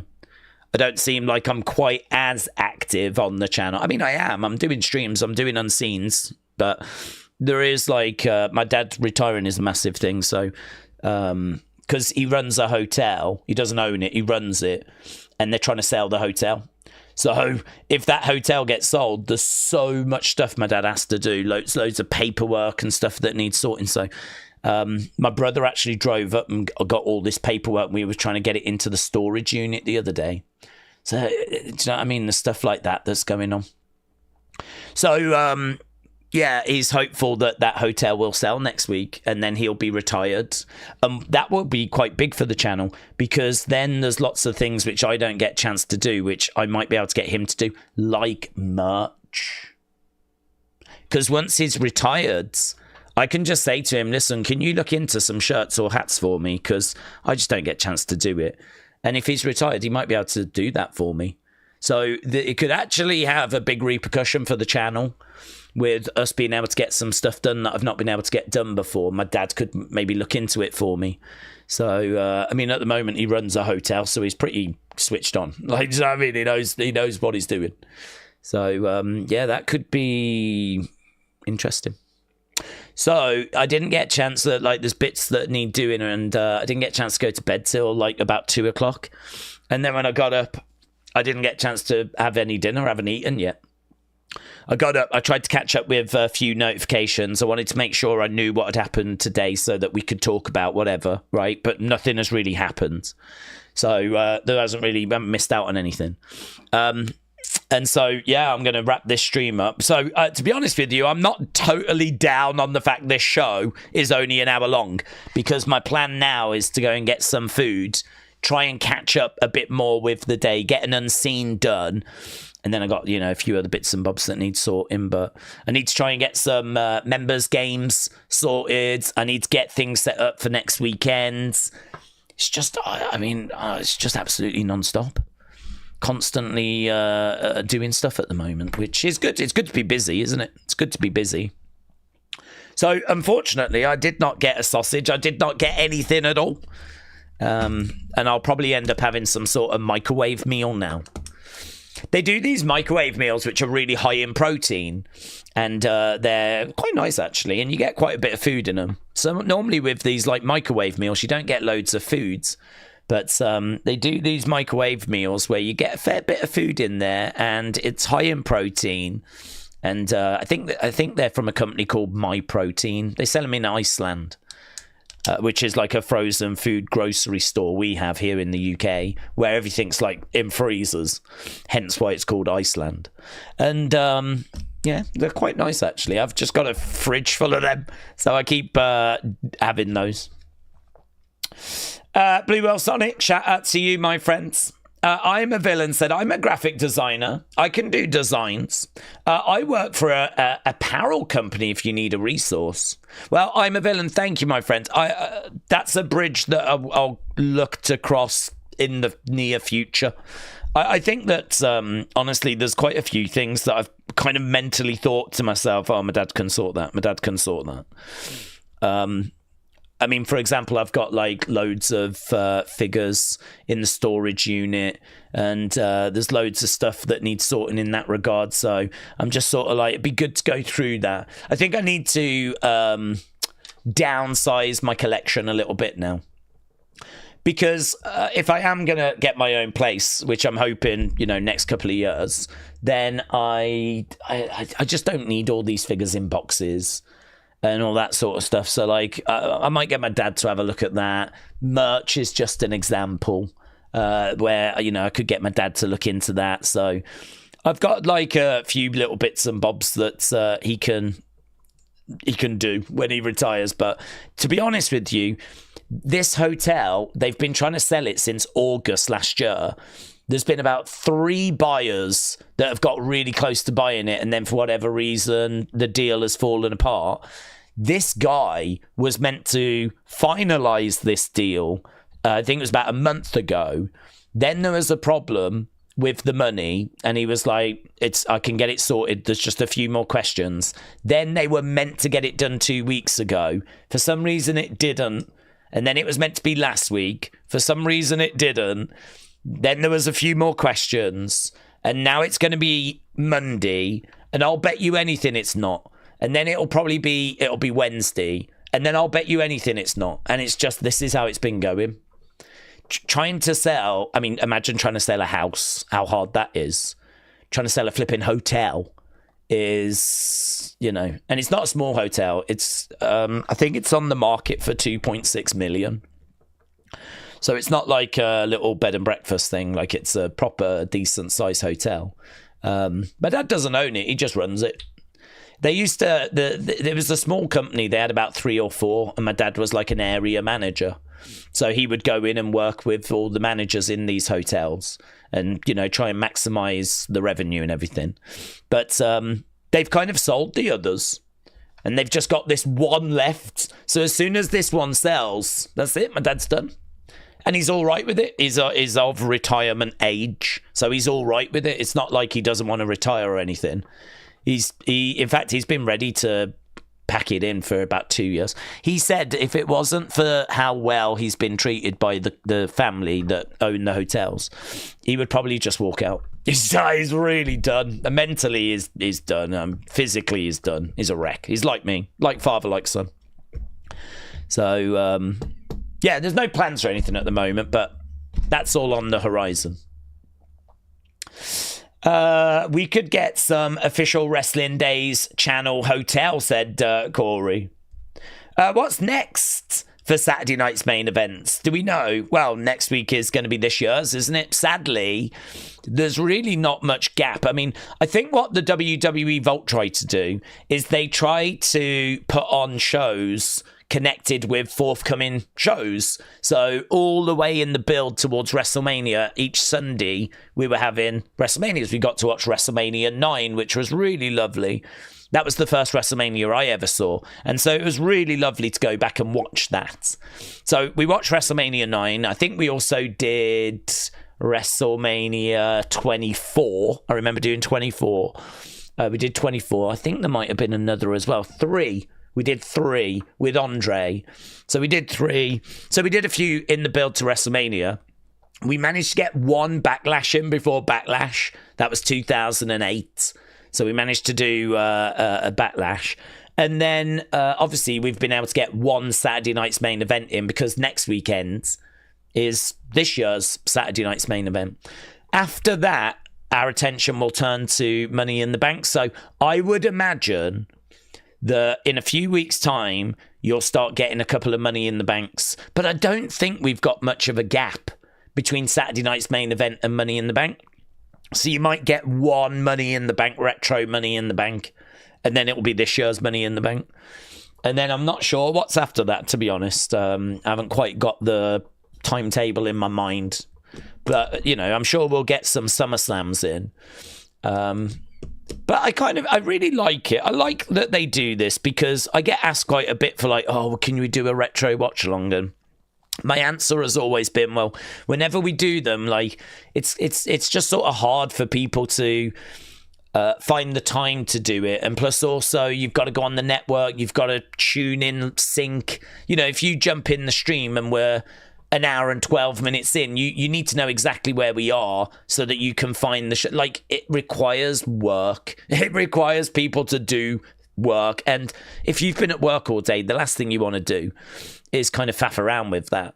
But with WWE Vault showing them, you ain't got to do nothing but just go to WWE Vault and watch the live stream, and you will then be automatically in sync with us. It's so much better this way. So much better. And as well as that, WWE are promoting what they're showing. So, in a way, there's already a group of people outside of our community that are watching the shows. So, that works better as well. This is the perfect way for us to do retro watch-alongs. The perfect way. So, I'm really not looking to do anything beyond whatever WWE Vault are showing, but I'm fully committed to doing the ones in the future.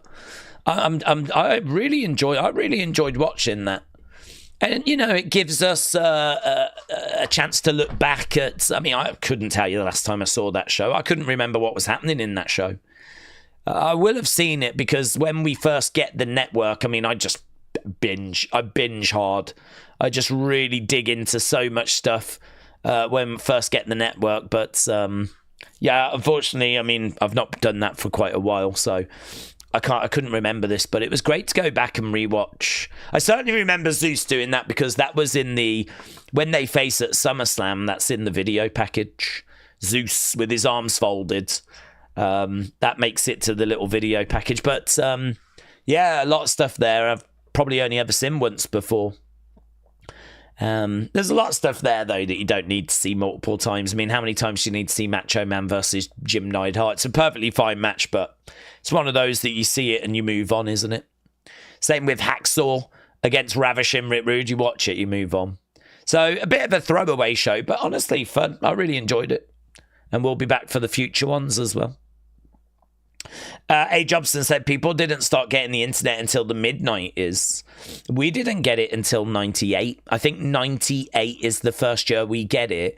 But to be honest with you, I had no idea what I was doing with it. And it was dial-up as well. So don't forget, it took ages to actually get anywhere with dial-up. So, a picture you would watch kind of come through a line at a time, If you wanted to download a song, not an album, a song, it took flipping ages. I remember trying to download Survivor by Destiny's Child. That was a track I remember trying to get back in the day from Napster. And, you'd watch the bar and it would just, slowly... the idea of I mean, I'm sure I did at points go onto the WWE website, but you got to remember that it was really bare bones. Really bare bones. I was certainly not going on any forums, like wrestling forums, or I was certainly not doing anything like that. That I wouldn't even know that they existed, honestly.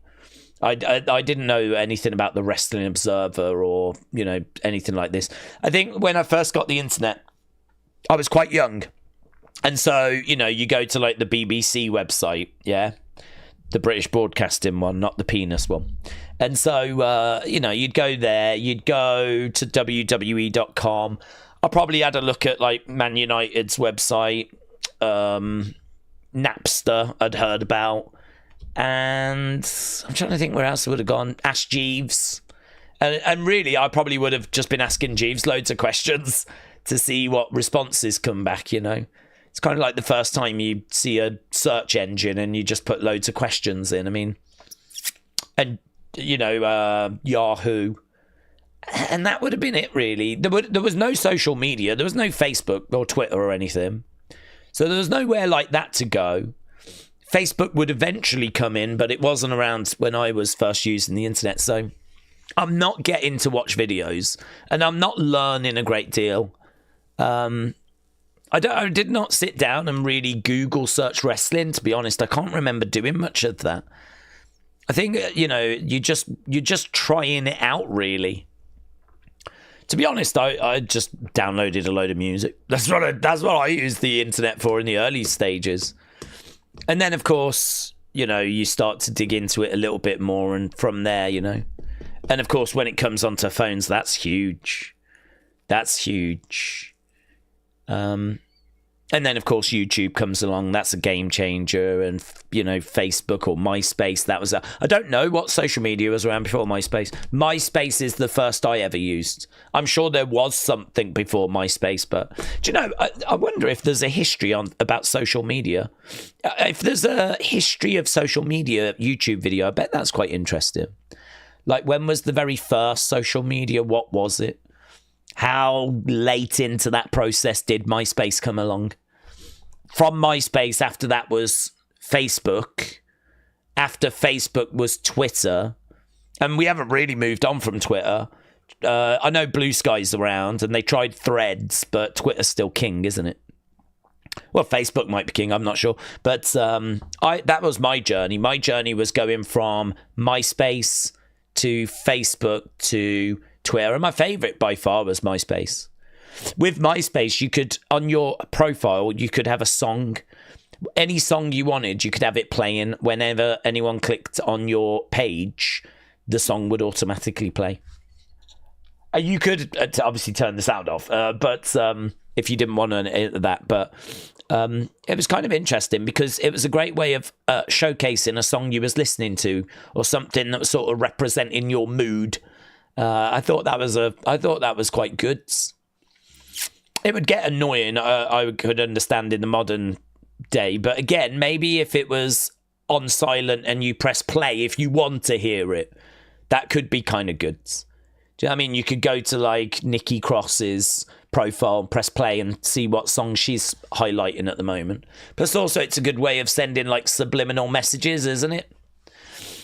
You know, if you're about to return, you could have a song that's all about returning. So I thought MySpace was really good for that. You could change the background as well. There was a lot of like customizable options, which you don't have with like Twitter, apart from your banner and your profile picture. But I did like MySpace. It was really good. Really good. It makes no sense if you're a modern fan. They did surprise turns and stuff. There's no way in the internet age that wouldn't immediately come out now. Well, yeah, the internet has changed everything, hasn't it? MySpace, good lords. I used to get confused with Facebook and MySpace. I kept asking people to come on my face, said Shockwave. Well, that's a crazy way of... That's quite the confusion, isn't it? That's quite the confusion. I would imagine it made you more popular. I'd imagine you got a lot of friends from that, but Are they the kind of friends you would want? I don't know. Maybe. Black said the top fives were a huge deal. Yes, you're right. I forgot about those. You're right. Taker 1990 said, Daze, since Jimmy Snuka is Tamina's father, is that why WWE released her? Nah. Also, 6 out of 10 due to no Miss Elizabeth. No, I mean, she was just mid, wasn't she? I mean, she didn't have great movement. Also, her splashes were at times a flipping disgrace. Considering her dad was Superfly Jimmy Snuka, some of her splashes were absolutely atrocious. I just don't think that her heart was massively in it. I don't get the sense that she was constantly driving herself to try and improve. I sort of get the feeling that she sort of stumbled into wrestling and, got a bit of success. And, that'll do for her. She was not someone that I ever saw as really, this is her passion. So, no, nothing to do with that. She was around in WWE for quite a while, honestly. Daze, you've still got dial-up. The way your internet acts up, well, that is true, actually. That is true. I pretty much have not progressed from dial-up. You are correct. What about Bebo or MSN? I never used Bebo. I don't even know what that is. MSN, yes. Messenger. Did use that from time to time. So yeah, that's a good shout. That slipped my mind as well. But I don't know what Bebo is. What's Bebo? Is that a social media thing? Bebo. Do you know, I've been on it a few times. Probably in my life 20 times at most. Reddit. I've never been a Reddit person. I find it quite daunting, actually. Reddit, even now at my boomer age, I'm like, that's where all the evil people live. Every time you watch a video of like the darkest things on the internet, it's normally Reddit. That's, you know what I mean? Or 4chan. 4chan or Reddit tends to be where all the real dark stuff of the internet lives, apart from if it's on the dark web. Bebo was a social networking website that was once popular in the UK, Ireland, Australia, and New Zealand, and it was acquired in 2008. Never used it. Never heard of it. It went from 2005 to 2013. It launched in 2005. No. When was Facebook? I was probably on Facebook at that point. I was probably locked into Facebook. Oh, MySpace, sorry. MySpace. When did MySpace start? It started 2003. It launched in 2003. It's still active. How many people use it in this? It's still going. How many people use it though? Didn't flipping Justin Timberlake try to buy it or something? I seem to remember something to do with MySpace, where I think Justin Timberlake was involved. Yeah, it's crazy to think that's still going. Who is on MySpace? WWE putting content out on MySpace. Guys, should I go back to MySpace? Legit, I'm thinking, do I need to go to MySpace? Could you imagine that? There's probably people on MySpace that are not on any other platform. They just live, breathe their lives. They just live their lives on MySpace. Do you know, I am on it though, and it looks... There's loads of artists' pictures, and I love music. Honestly, maybe I should be on MySpace. I tried to find my old profile on MySpace, and no idea. Absolutely no idea. I can't remember the sign. It's probably long been deleted, but I'd love to find that. My old MySpace account from like 20 odd years ago. It's probably longer, honestly. The World Wide Web is an information system that enables content sharing. Correct. There's TikTok where people do the gift challenge things. Yeah, that TikTok now, innit? You're right. Probably TikTok took over from Twitter. Reddit is where trolls live, said James. I used to talk to Zuckerberg on AOL chat before Facebook blew up, said Zeus. Really? That's bonkers. Hey, listen, talking of bonkers, it's bonkers that half an hour after Saturday night's main event ended, we're still here chatting about the internet on a Saturday night. Yeah. Some people are out making love. Instead, we're sat here talking about MySpace. This is no life. Oh my God. Although we did just get to watch Hogan versus Bossman in a very good cage match. So there's no complaints. There's no complaints from me. But yeah, I'm going to run away because I'm going to get working on Unseen. I'm a little bit behind on that. So I'll probably be up at its usual time, of course. But yeah, a big thank you to everyone that joined us. I hope you enjoyed that retro watch along. I know it's not up everyone's street, but I like them. I like them. I think they're just a little bit of harmless fun on the weekend. And, you know, the fact it was short and sweet, ran for about an hour. Lovely. Yeah. No complaints from me. So let's end the poll. See what you gave that. Let's do the big reveal. What did you score that Superfly match? Oh. Actually, you did not enjoy it at all. You scored it as a good 82%. So that's a downer, isn't it? That's a bit of a downer. 21% of you scored it all time. 21% of you are absolutely smashed off your faces. 21% of you said that was an all-time match. Perhaps you thought it was the show. Perhaps you thought we were scoring the show. But either way, it's come out as good 82. So, right, there we go. Thank you for joining us. Appreciate it as always. I'm going to have Unseen out tonight. I'll have Unseen out tomorrow. And of course, we will be back on Monday for Monday Night Raw, the go-home shows as we head towards Saturday night's main event. And don't forget next Sunday, NXT Battleground. I think, don't we take Tampa over next weekend? I think we're in Tampa for like SmackDown, Saturday night's main event, NXT, maybe Raw as well. We're taking over Tampa. So, should be good. Should be fun.